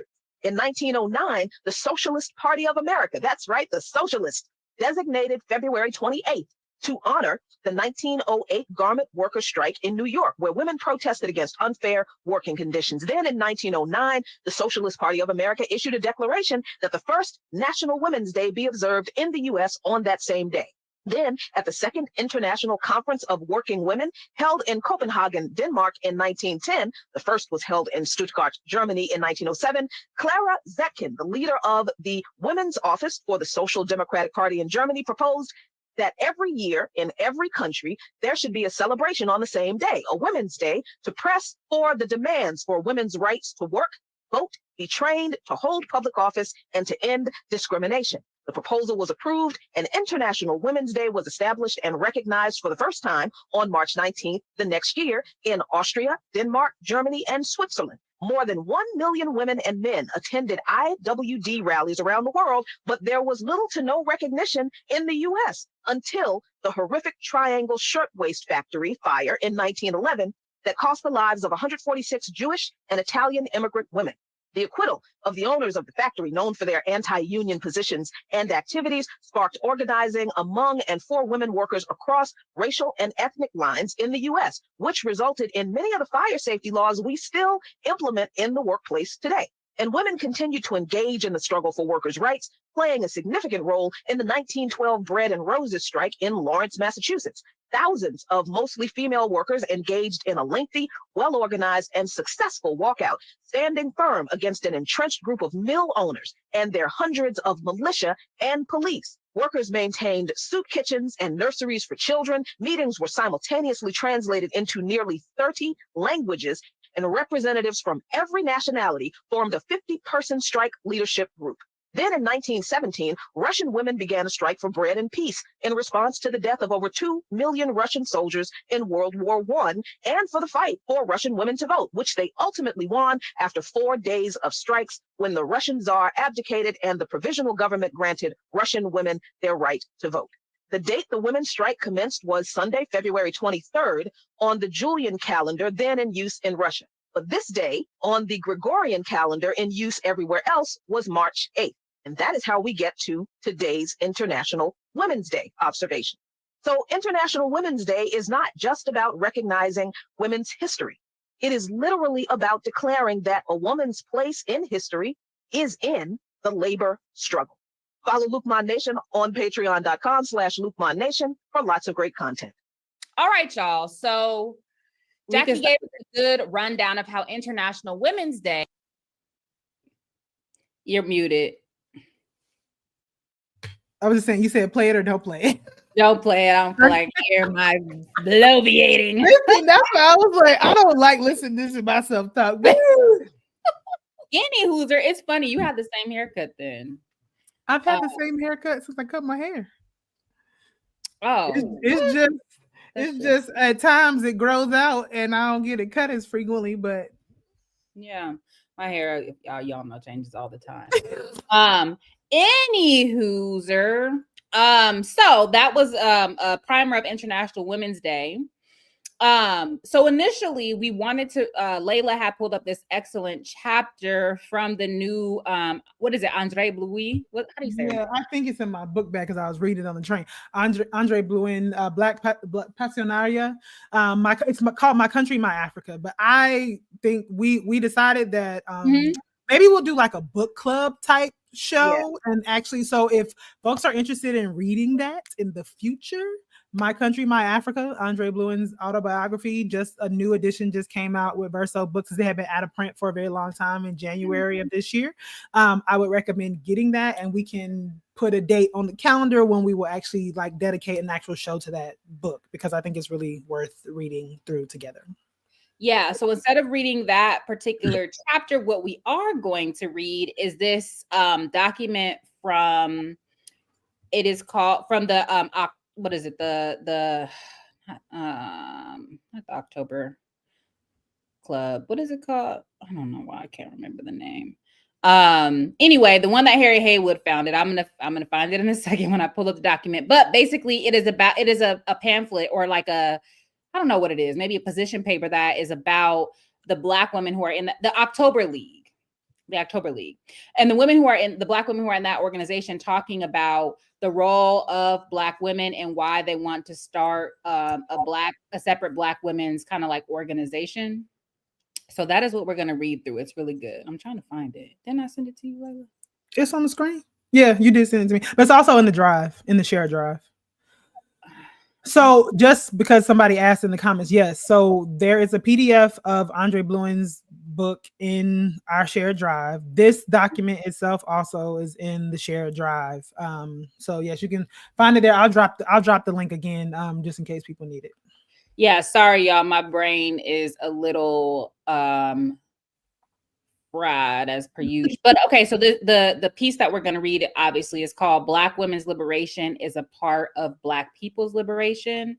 And it says this is a reprint of a pamphlet prepared for the first meeting of the Black Women's United Front in Detroit on January 25th, 1975.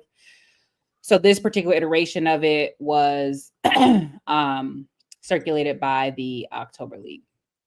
So it's not very long, but I think that there's so much in it that is still applicable to today. So it starts off by saying, some people might ask why a special organization of Black women is necessary. The October League feels that the formation of a national organization of Black women, which is anti-racist, anti-imperialist, and anti-capitalist, can make a special contribution to the people's movement.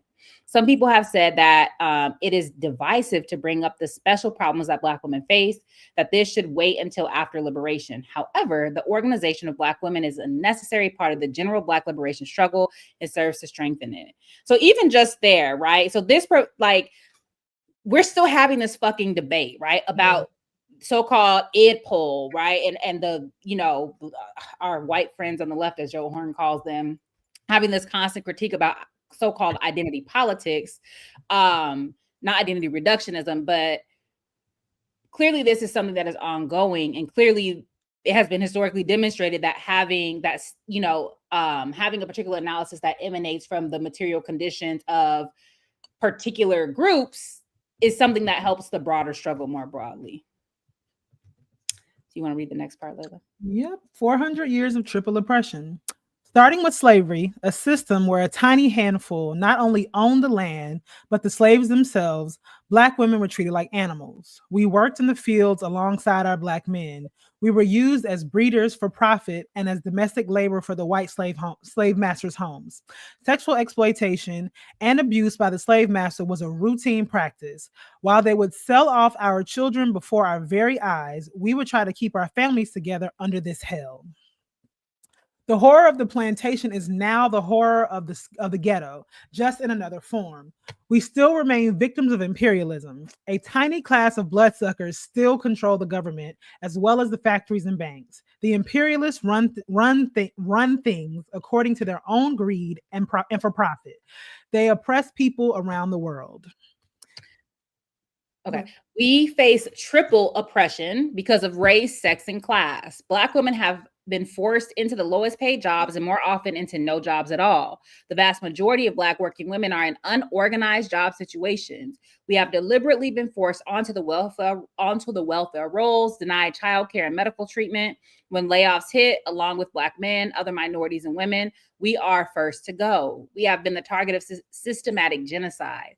This is not to mention the denial of decent education, our history, and culture. It is this imperialist system which is the enemy of Black women. We should unite with real friends, Black men, other oppressed nationalities, the working class, and the majority of American people to fight our common enemy. We must organize to win every possible reform that will aid our struggle. But this is not an end. This is not an end to itself.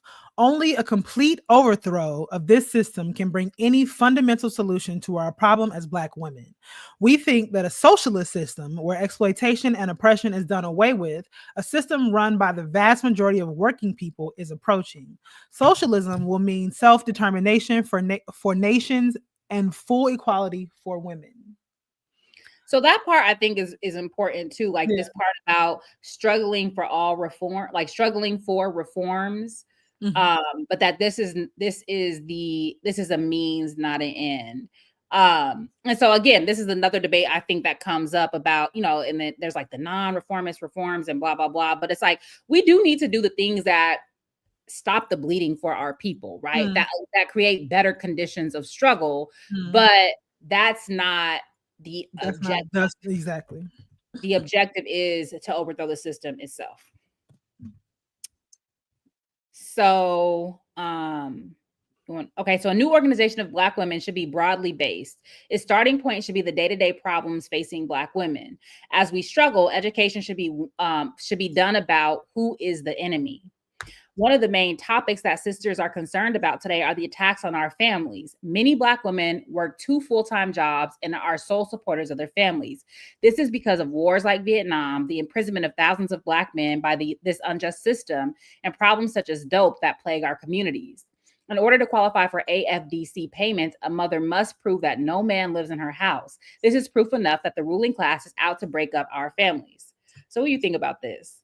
Listen, this is the story that, not when I say story, I don't mean a story in like a made up kind of way, but this is a story that we've been hearing about what it means to how the welfare system in this country has systematically created conditions that disallow one. I mean, even to the point that we were making with Michael towards the end of the conversation about just having communities, right?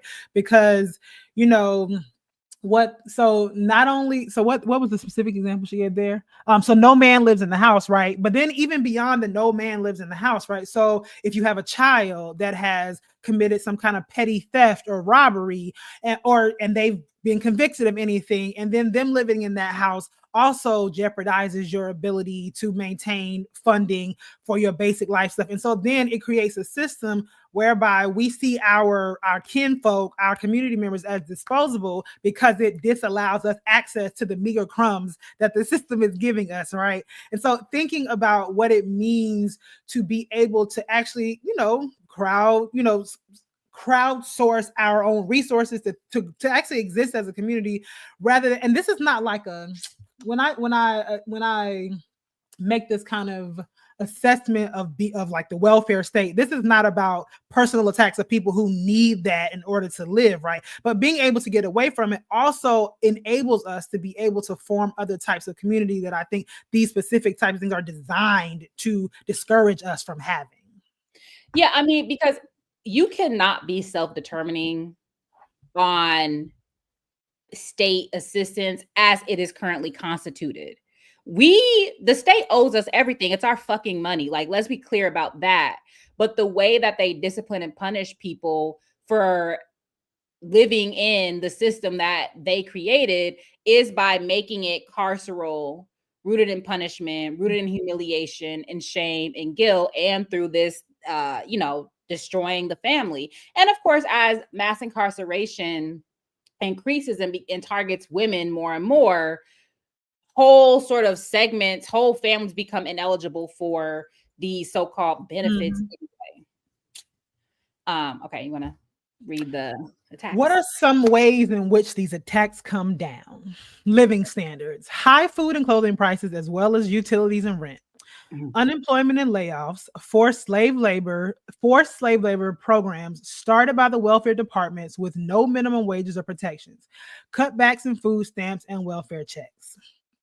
Childcare, the job of taking care of our children generally is ours. There is no adequate childcare, and those few run by the government are now being closed down.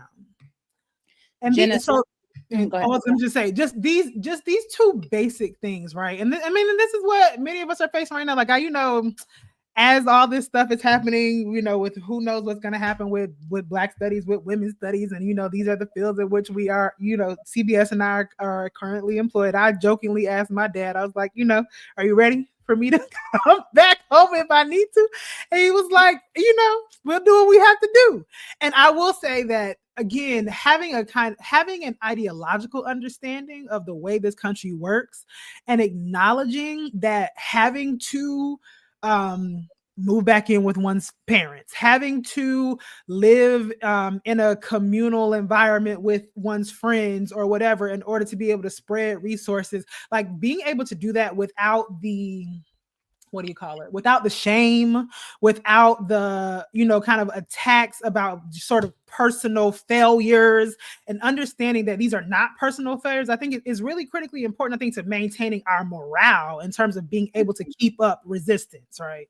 Yeah, and the problem is, and I think that this is the point about, I think, cooperatives and communes and that type of thing, is that we tend to turn to these more collectivized ways of being in the world only in crisis. And so it is intimately linked to shame. It is intimately linked to lack and not having an alternative. And so, like, how do we start to model that in times of abundance? I mean, I don't know if there's ever times of abundance.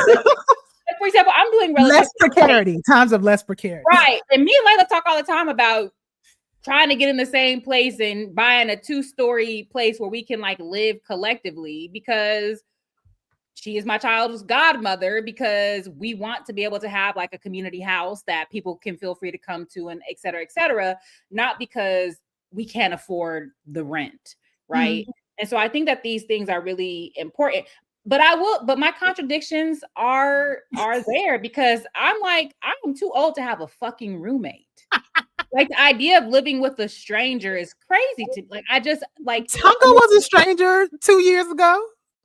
I barely like living with him, and I love him more than anything in the world. I love but living with people is hard. Like, it is, like, especially when we've been conditioned to do things the way we want to as individuals. But I will say it is also a marker. I feel like where I am in life, right? I'm like, I have transcended a roommate, but that's also part of an individualist logic. I understand that, but I stand by it. Pending revolution. Shit. Okay. Genocide. At one time, we were used as slave breeders when this was profitable. Now the aim of the ruling class is genocide, especially during an economic crisis when surplus labor isn't needed. One of the main ways is through forced sterilizations, which also happens to other oppressed nationalities. Poor maternity care, malnutrition and starvation, behavior modification programs in jails, drugs, all are part of the plan for genocide. Another form is killer cops. They shoot people, even children, down in the streets. A Detroit mother and her 6-month-old baby were recently maced by the police as she was seeing about the beating of another child. This list is too long to name, but this must be stopped. Cultural assaults. The ruling class sociologists say that the problem with Black families is that they are headed by Black women. We are degraded culturally by white beauty standards that the ruling class pushes. They portray us as loose in morals and too aggressive. This racism and male chauvinism towards Black women is used to promote prostitution and rape in our communities. Black women are raped often. Black women who are raped often cannot get treatment from hospitals and might very well be told that it was their own fault. Many times the police do the raping. These are just a few of the problems that the majority of Black women face. We should work out a program which exposes this oppression and links it with the problems of all workers, other oppressed nationalities, and women. We must build unity with other forces, particularly at this time when the crisis is deepening. Yeah, man. Okay, International Women's Day. We know that this is only a founding meeting, but we hope that we can unite around a program for International Women's Day. A Black women's organization can play an important role as a bridge with the struggle of third world and other oppressed peoples. International Women's Day, March 8th, was started here in the US over 50 years ago when thousands of working women in New York demonstrated for better working conditions and rights. Today, it is celebrated throughout the world. A massive march to the United Nations has been initiated by the October League for International Women's Day. Under the banner of full equality for women, we want to point out that it is imperialism, not overpopulation, which is the cause of hunger, unemployment, and women's inequality. We should bring up the demands of women in this country, but also show international solidarity with the heroic struggles of third world women and people. The march takes on special importance now, when the ruling class is trying to shift the blame for their crisis onto third world peoples. We should demand no more Vietnams, hands off the Middle East. We propose that our new organization also work jointly with other forces in cities across the country to build local actions for March 8th, raising the particular demands of Black women in that context.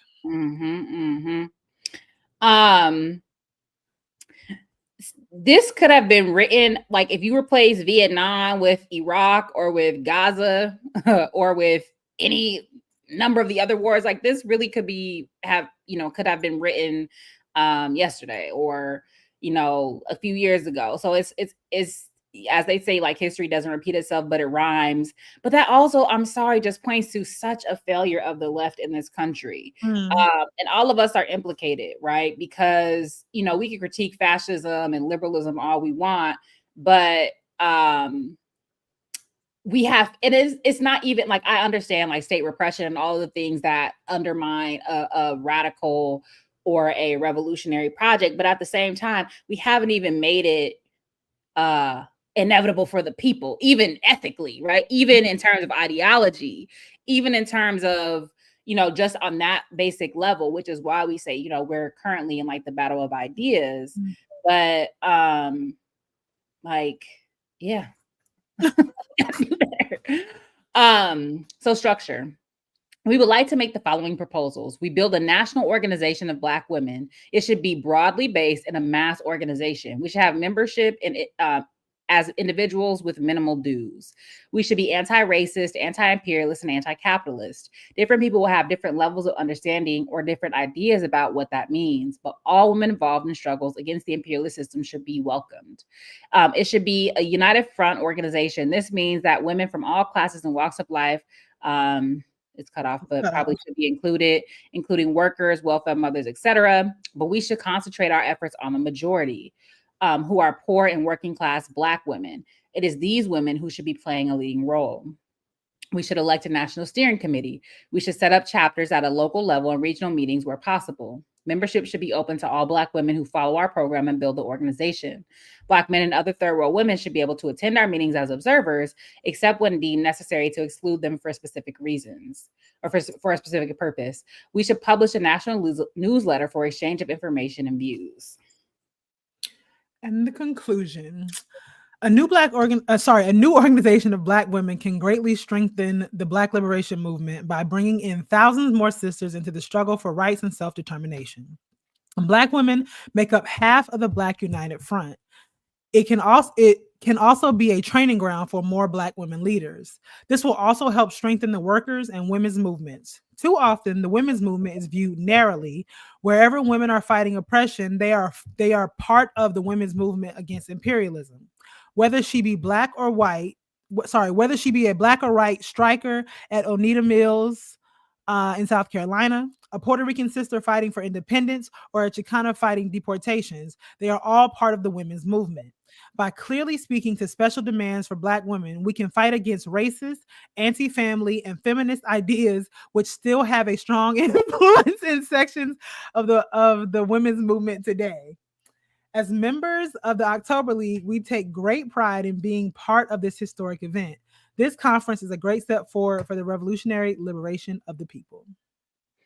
Now that's interesting, right? So fight against feminist ideas. I mean, but to me, it's not that interesting because they're talking about white bourgeois feminism, because in that time, feminist ideals did not represent any of the what do you call it, demographics that they are talking about representing. So that makes sense to me in that moment in time. Well, but in this moment in time too, intersectionality has risen and has been disseminated. Some even say it has become the hegemonic form of feminism, and to be sure, it does. I think it does. It is more. It is more representative, but I think that we constantly need to assess what those politics are. Yeah, I mean, we in my class, my gender, social justice, and transnational activism, we've been reading stuff by like Dalit feminist women, and also we've been reading stuff by Black feminists in the South Pacific. There's a chapter that Keto has in his Pacifica Black book. I can't think. I'm not as good as y'all as rattling off titles and names, but I can put it in the resource list. Who are also like both staking their own claims on feminism, but also completely rejecting both in the 60s, 70s, 80s, but also in contemporary times these particular hegemonic understandings of feminism, white bourgeois. Thank you. I am leaving for a community movement builder Zoom. Please drop the link when you get a chance. Bye. I'm just playing. I'm just kidding. So Deshay said there might be a generation coming up who don't need to live collectively, but who want to, so they can build spaces that can hold people who need it. That's a yay area kind of transcendent. No, that's what we talk about. And so I'm being a little bit facetious, but also kind of serious about not wanting. I mean, I want to live with people I know or with comrades. I don't want to live with randoms. I'm not going to lie, but I also want to have a space. If I dream me a world, I also would have plenty of space for people who do need housing as we're working toward a world in which nobody will need housing because everybody has the basic things that they need. So it's both and, but I really do think that whatever our our collective way of being in the world should not just be a reaction to structural lack. It's something that we can sort of start, whether it's so-called prefigurative politics or whatever, it's something that we can practice in all sorts of different ways, right? But so this comment that Rao made is interesting. It's funny, but it also speaks to the individualism, right? So especially when people put water in the dishes in the sink that still have food in them. So the thing is, like, yes, we all have our own individual kinds of standards of cleanliness, of neatness, all these other things, right? But living with people requires that, like, we don't just leave shit for days, because we know that, like, we're moving around people. So, like, I know living by myself, I can leave things, but I typically know that when I stay at someone else's house or when I'm visiting with someone, like, I am, like, what do you call it, adamant about putting all my things in a place so they're not in a person's way, and making up my bed and keeping. So, like, I do think that, like, yes, home is a place where you can feel comfortable, but I also think that, like, living with multiple people means you have to think differently about how space is utilized, about how you share things. And so even that, like, as much as we joke about, sorry, I still have it up there, as much as we joke about, like, our different sort of idiosyncrasies, that also is about attacking a particular kind of individualism. Yeah, I don't know. So what do you mean by gatekeeping in this context? I never know how y'all be using these words, because gatekeeping means a very particular thing. I think having a preference for not living with people I don't know is not gatekeeping. And it's like they'd only be randoms at first. That's not necessarily true, because of the way that housing is set up. And, if you rent out a room, that person can remain a random forever, right? Because again, that's still a very much individualist model. It's not about forging community in the way it's set up. If it's like, if I'm renting out a room, that's not necessarily community minded, right? I just might need more money for the rent or whatever. And so again, it's all about what is the ethos of it, right? I think that you're right. It could be like, bringing someone into our home. They don't have to be a random. That is completely true. But that, again, will be moving toward a more collective communitarian ethic, whereby we're trying to do something bigger. We all feel responsible to one another. We feel responsible to the space. We are trying to forge community in whatever, in our own homes, but also that might move toward knowing our neighbors, all kind of shit. But that has to be intentional. So.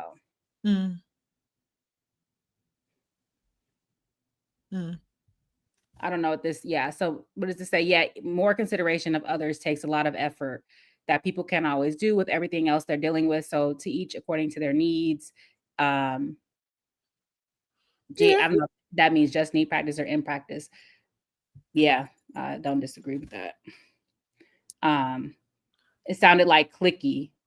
Living in my own home sounds cliquey. Anyway, whatever. I said what I said. And like I said, that is my preference currently. Sure. Living with my nuclear family. However, as I said, like there are many other configurations that I think, it is my home because I live here. Anyway, so I think that is something that we definitely, that I realize my contradictions and what our preference versus yeah, I mean, I'll definitely say for me, like, until I got divorced, I never lived alone. And so I have come to really enjoy living alone. I've come to appreciate that when I leave something somewhere, it's there. I don't have to spend extra resources to constantly replace things that other people break or misplace. So there are obviously things about it. I mean, but again, all of these things, like living with your kids is not easy. Like even when they're children, like, there are concessions that you make, and there are decisions that you make that a lot of people, but I will say mothers in particular, end up making to just be somewhat unhappy in their living space until children get to a different stage because of, just the mess that children produce. And I'm, they just all over the place. They love, I was babysitting my friend's nephew my friend's son the other day. He was eating yogurt at my counter, and then he got up and he wanted to move around and play. And I'm, just trying not to, I'm like trying to chase him and wipe his hands because he got yogurt all over his hands. And I don't want yogurt all over my couch. But then I'm like, you know what? I'll get it together. So yeah, like living with people is not easy. It is like everything else. It is something that requires us to develop as a muscle, as a skill. And that includes conflict management. That includes, space management, share of all these things, right? So yeah. Why is that picture up? Give me 1 second. My live front office is calling. Oh. So yeah, but I don't like being out here by myself, y'all. But let me see. My God. But I also wonder about, Chittimacha said, I live in a neighborhood from the late 19th century, and you can see homes were built more communally. One house had multiple units. You lived with family without living with them directly. So I wonder about this because, like, I also think about the history of the triple decker in Boston, which I live in a triple decker. I live on the top floor of a triple decker. And on the one hand, like, the triple decker itself, if I'm correct in remembering the history of like how it comes together, it became this like solution to the immigrant crisis in Boston, right? And trying to, because Boston is a city that doesn't have a lot of, land area, whatever. So obviously building up, but Boston doesn't have like huge, well, downtown does, but the rest of Boston doesn't have these like tall apartment buildings. But then too, the way these triple deckers are structured now is that they're not actually they're like individual units, even though they're on top of each other. So I wonder, like, even in terms of like knowing the history of this country, like, were those houses really built to be communal, or were they just built to like pile more people in as a workforce? That's what they were, like, especially like kitchenettes, right? So it was actually chopping up homes to like during the Great Migration. So there's certain particular historical, yeah, you're right. And also, this is the other thing too. Cohabitating is not collective living. That's the other thing too. So it's not just about having more people in a particular space. It's also about the ways that we relate to one another.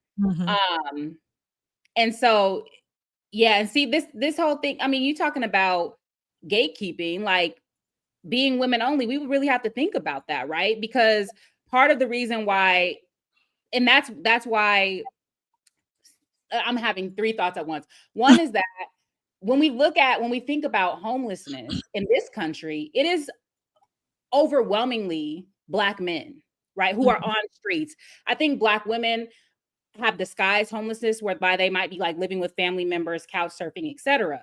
But secondly, I can understand the impulse to have all women or all like homosocial spaces, because of the way that we relate to one another. But this is why I'm saying that it can't just be about cohabitation in the current system. It has to be a complete reevaluation of not only how we live together, like how we live together and how we live together, right?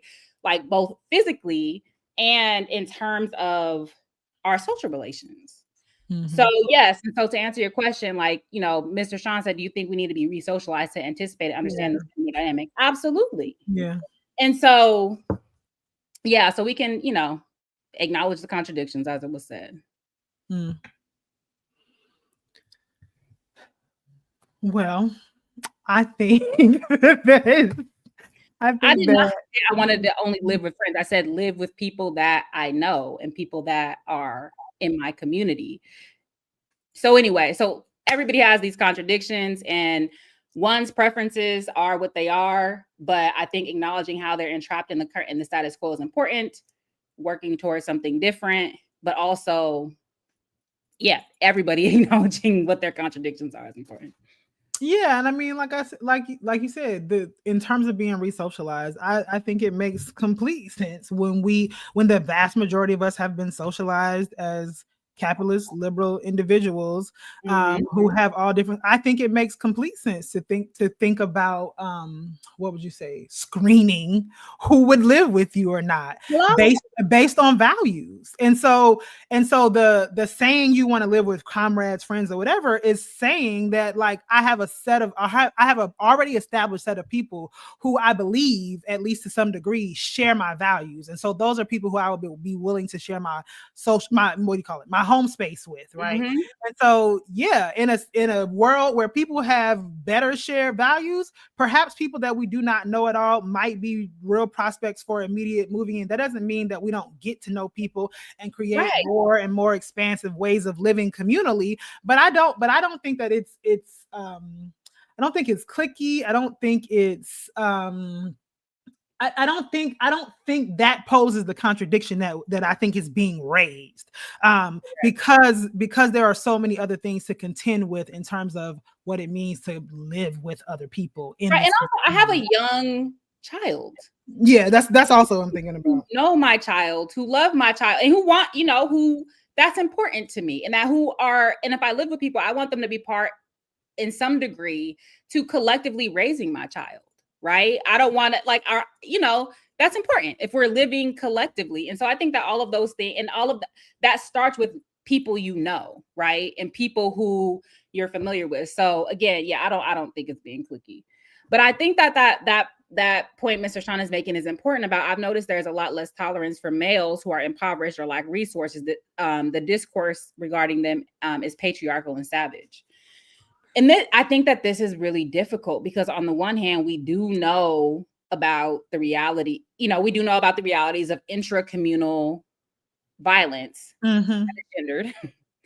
And at the same time, I do think that we are socialized to hate Black men and not only, and also like through just a patriarchal society in general to really impose on them this idea of breadwinner. And if that they aren't breadwinning and if they cannot take care of themselves, then like it's even more rationalized that they deserve to be where they are.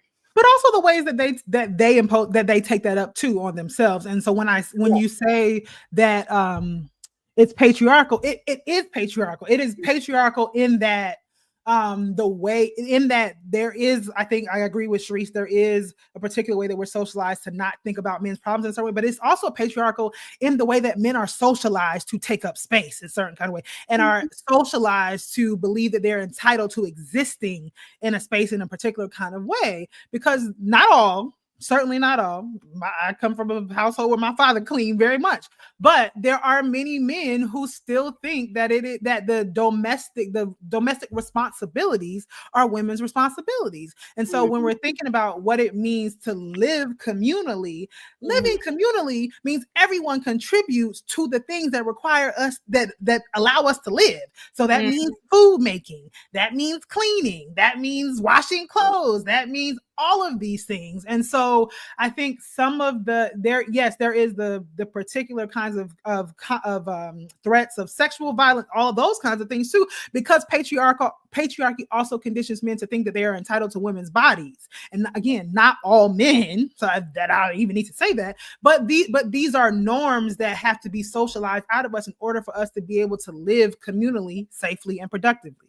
Yeah, and I do like Johnny. I think that there's some truth to that. This is not historically true for Black men. And somebody else said like, should we learn models of different societies? I think absolutely, right? Because we are entrapped in what this particular society inculcates in us, right? And it's not sort of model adopting wholesale what comes elsewhere, but I think that we can always learn from looking elsewhere. I think that we can also look for, there were just different historical moments when Black people lived more collectively, probably of necessity, right? So we look at sharecroppers, or we look at different formations. There were people who just lived more collectively and more in broader kin structures. And I think that part of what we're thinking through is like, what does that look like now? And how does it come not from a place of necessity, but of a genuine sort of way, a different way of being in the world and of wanting to be collective and live together, right? In these different sorts of ways. And how do we challenge our own liberalism and individualism and, you know, capitalism and all of the things that can do influence how we choose to live now, right? And I will just say this. So like the comment about projecting hegemonic masculinity on the Black men. This is anecdotal, but I will say, as a Black woman who has only ever dated Black men, there are non-patriarchal standards and requirements that I have of Black men that they do not have of themselves. In fact, I struggle with my relationships with Black men in many, I'm talking about romantic, intimate relations, because I don't believe that they have to uphold the breadwinner role, the whatever role, and yet they are so conditioned, even as they want to free themselves of it, they themselves see themselves as less of men because they cannot occupy those hegemonic understandings of masculinity. So I think that this doesn't, I understand the tensions that people have, but this does not come from a person who does not have a robust relationship with a wide variety of heterosexual and homosexual Black men in her life. I come from a family of, my father is one of 13 with 9 boys. My mother is one of 7 with 5 boys. I have 2 brothers, majority nephews. And like I said, as a person who has exclusively and only dated Black men, I ain't never dated nobody else. I have a hard time with those Black men themselves disabusing themselves of the hegemonic notions of masculinity. Mm-hmm. And that is why we struggle in relationship with one another, because I don't have those expectations, but they have those expectations of themselves. And so I say this again, it's anecdotal, but it is a reality. Yeah, so I definitely don't think you're projecting hegemonic masculinity, but I think the historical is important. Mm-hmm, we can't, like how Black men are now, we can't extrapolate into the past. But I think that you're absolutely correct on many fronts with respect to how Black men see themselves, how some choose to subscribe to a patriarchal structure, how that structure is imposed upon them, and even how it's not rewarded to eschew that, right? Mm-hmm. And so I do think there are groups like Black Men Build who cultivate and nourish all sorts, a range of like masculinities. And so I'm not somebody that thinks masculinity is bad objectively. Yeah, no. But it is pervasive, and it is very, very evident, more so than the forms of masculinity that don't adhere to sort of patriarchal structures.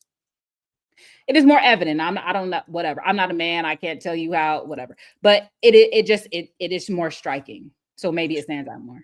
And I'll just say for me that it feels particularly acute because I recently ended a relationship over that particular reason. Mm-hmm. Because that person could not provide for me in the way that they thought they needed to provide for me in a way that I never asked them to. Mm-hmm. Yeah, that's interesting. And then somebody also said that like women, we very much can subscribe to a particular form of masculinity. Absolutely. Up to and including the whole breadwinning situation, because there are many women who probably would have been in your place, Layla, with this other with dude that would have been like, yes. You know what I mean? Like, he's on the right track. He's such a good man for wanting this. Whether or not he can achieve it is another thing. Shmo, blah, blah.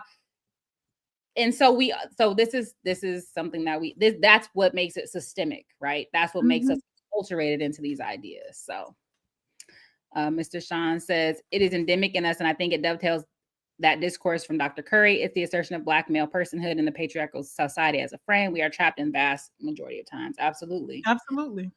Yeah. And so, and far be like, we are not people who project, at least intentionally, we don't hate, dislike, eschew Black men. Absolutely not.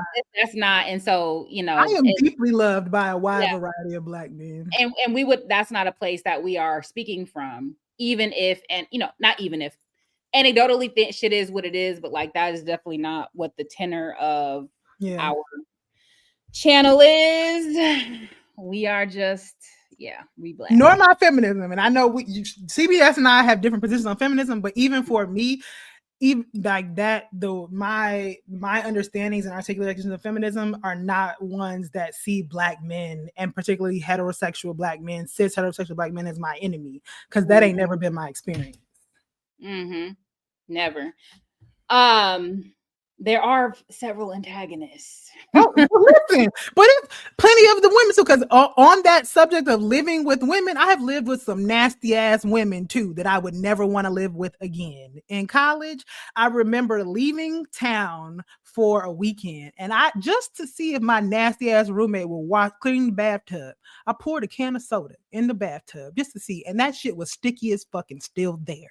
So I also don't subscribe to this notion that living with women just creates this utopic experience of love and support and cleanliness. Like these are traits and characteristics that we all have to work on to be able to live with people. Yeah. There was something that was said in here that I wanted to talk about, but I forgot. Yeah, touching on open wounds, absolutely. You know what I mean? And like people, people are. Did you feel safe though? Well, no, I didn't, and that's because I didn't, because that was one thing with that particular woman. No, because she was bringing too many random people who had different kinds of values into our living space. So no, I did not. Yeah. And I'll just say I rarely feel unsafe because I'll beat motherfuckers up, and also close to weapons. So I don't give a fuck. It's not really a way I move through the world either. Right. So and I don't mean that in terms of like people having a victim mentality, but like as a person who has lived as a single Black woman who has lived alone in 3 of the world's most dangerous cities, in Caracas, in Johannesburg, and in Mexico City, I have navigated that by myself, not with another woman or another man. And so that also, that the question of feeling safe, I mean, I would describe it more as feeling comfortable. There are people who I'm not comfortable living with. Exactly. Yeah. And so I think much more like, because I just wouldn't even be from the outset, wouldn't be put into put into a position where I'm living with somebody where I feel unsafe. It's like this. Do I feel uncomfortable? Do I feel, is it antagonistic? I think that those things are like a little bit more like things to think about. So it's all of this stuff is going to be worked out one way or another, right? Because even if I'm able to live with just my family unit now, I talk to my mom and my partner, like this may not be sustainable, and then what? Right. But again, it's like I think that part of when me and Layla talk about this stuff, it's sort of like not thinking about it from, again, like, well, if I lose my job and I lose my home, it's like we want to live in a space together and we want to have a community. Like, how do we make that happen? Yeah, because people when I say loneliness, I don't necessarily mean it as like an existential state of being, but I do find it like, I remember when I was in graduate school and like my almost daily life consisted of like organizing meetings, artistic circles, and this particular iteration of life, I do find lonely. And living in a space where like I feel like I'm contributing to something, and that's another thing for me, because like I will say that I am not a person who is particularly self-motivated. And when I say that, I don't mean I can't do things for myself. I mean that I tend to get my energy from doing things for other people. I don't just do them for me because I need something done for me, but like I will get up and do things when I've agreed to show up for somebody else in a way that I won't necessarily always do for myself. Yeah, and then to this question, so I tweeted a long time ago about what I think I called it financial eugenics, right? This idea that if people are quote unquote brokies, or like broke niggas stand to the left, my rich niggas stand to the right. Like this whole mentality that if you are poor, that you should not be able to have kids, that you don't deserve a mate, that you don't deserve safety and care. Like, that's fucking nuts. Like, and it is propagated against, that is a bop. Fight night. But it's propagated so much against Black men in particular, I think, right? And so Black heterosexual cisgendered men.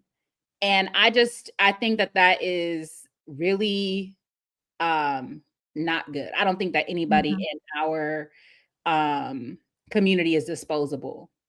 I think that there are very many people who need to be held accountable for their actions and who need to be acculturated into ensuring institutions and spaces and organizations of safety and and of reciprocity and all sorts of other things. But I don't think that anybody's disposable.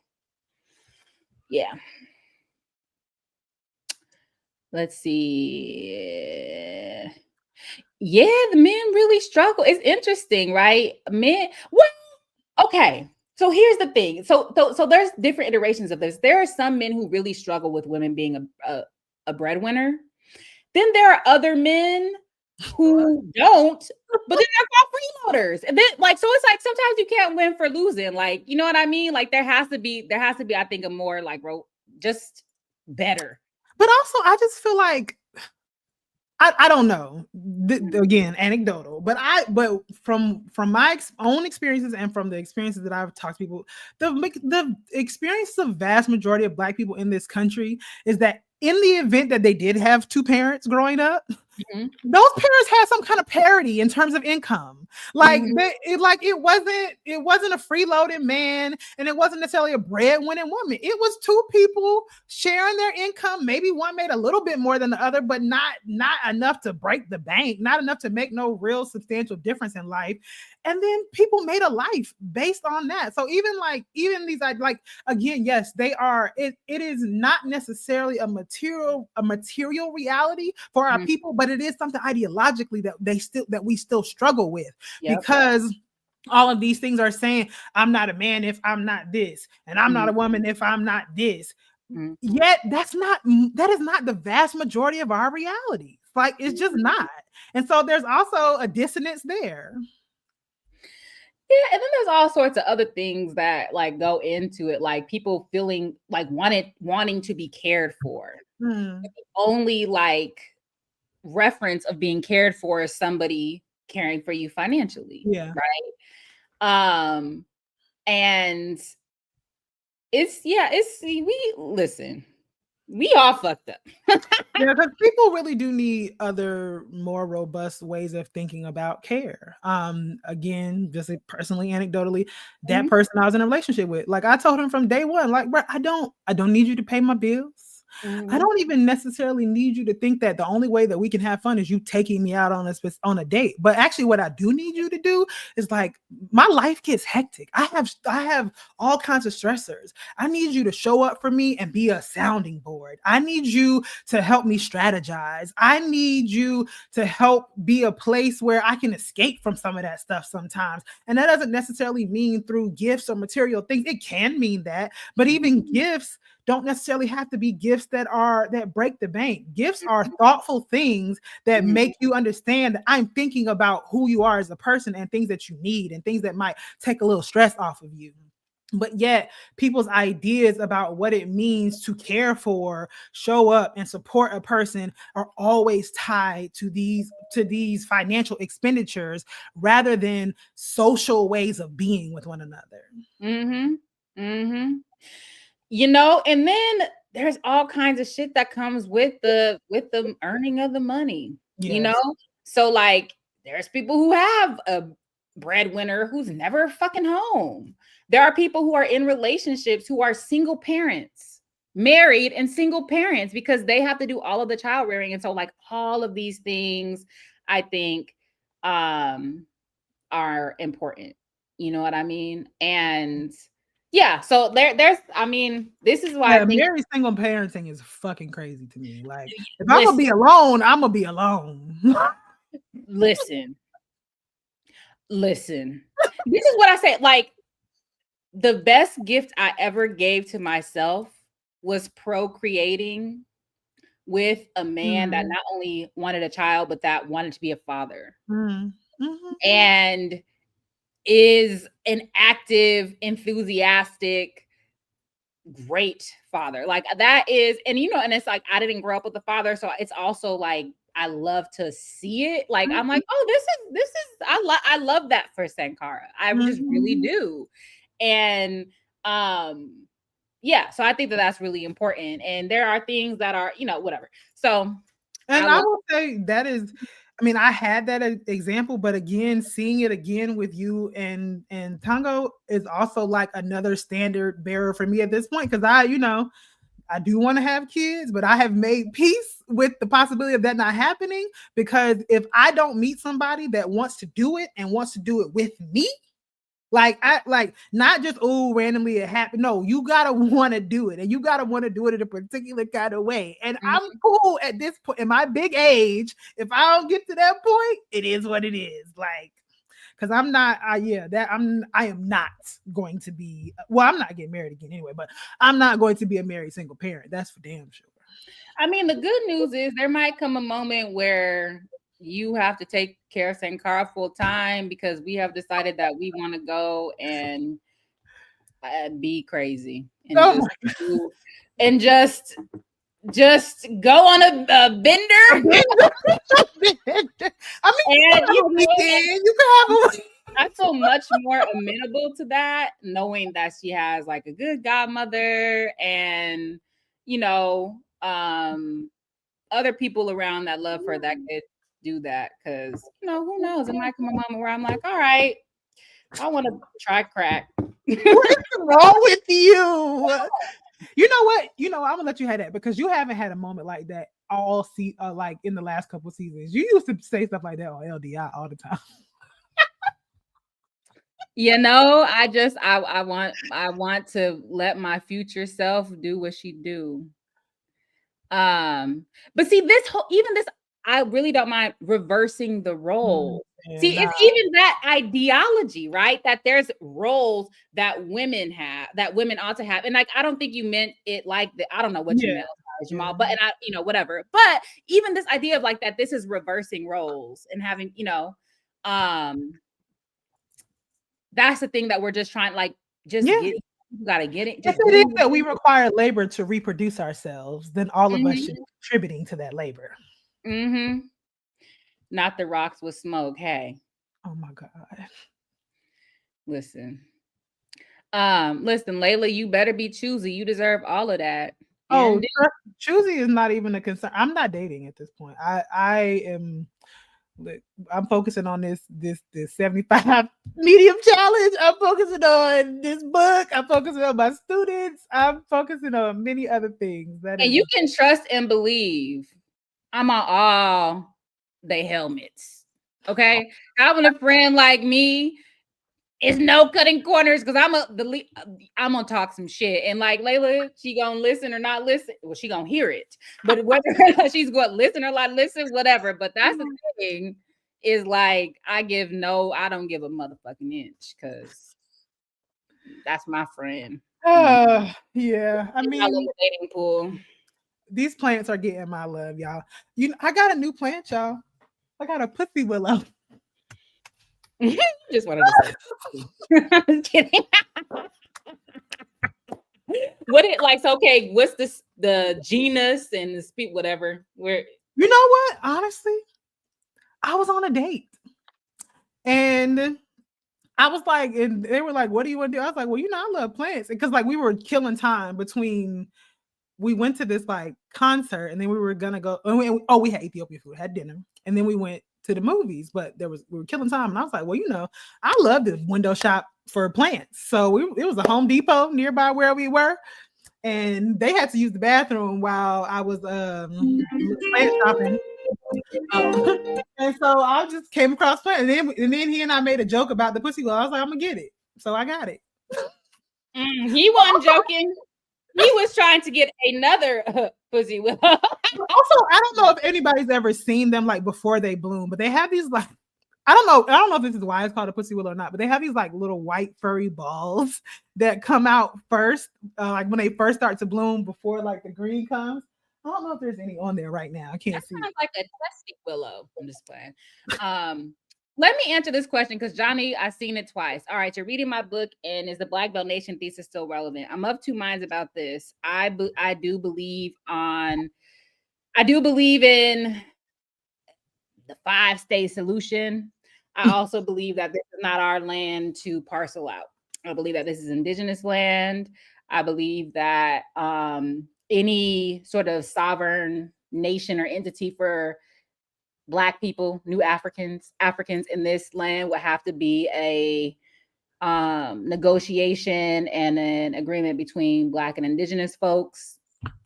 And I do believe like a free Africa is ultimately what our objective is. But I would be lying if I said that I did not believe in a hermaphrodite willow. Is fucking crazy. I would be lying if I said I did not believe in some aspect of a. I was like, what? Why did you say hermaphrodite? I didn't see that. All right, I got distracted. So I don't know. I hope that answers your question, Johnny Cadre. So the answer is yes and no. Oh yes, and. All right, y'all. Well, I have like 37 deadlines. So I got to get back to working on stuff. But we did give y'all a short show the last week. So, we stayed on longer today. I think we had a nice, fruitful conversation. So we did. Just don't, if you use this for PE, just cut out the last like 5 minutes. Little conversation. Yeah. Oh, and the crack. And the crack. Oh, and the crack. Although whatever. not you rolling up your sleeves. You about to go fight with Ella. By the way, this is Ella Baker. And I love tie-dye. I love tie-dye. Oh yeah, I didn't know you love tie-dye. I love tie-dye. I really do. Do you like to make tie-dye or you just like tie-dye? I would love to make tie-dye. I don't think I've ever made tie, not since like you camp. didn't. Okay, that's what I was gonna say. You didn't do those tie-dye things when we were in like school back in the day. Yeah, put them in like a Ziploc. So I would love to make tie-dye, but I also love tie-dye. I would love to have like all tie-dye clothes at one point. Look, that's an activity for me, you and Sankara. We can tie-dye a bunch of stuff. Oh, they call them pussy willows because of cats. Oh well, thank you. Captain information. I would not have known that because I do not like cats, but I always, I used to call my little brother a random factoid generator, and so I always appreciate those kinds of little tidbits. Yeah. All right, get to the. Isn't Manolo teaching tonight? I think Manolo's teaching tonight. I think it is Manolo. Yeah, so get on there. Manolo, no blanks. All right, y'all. See y'all in a couple weeks. Thanks for sticking around. Peace. Not Manolo.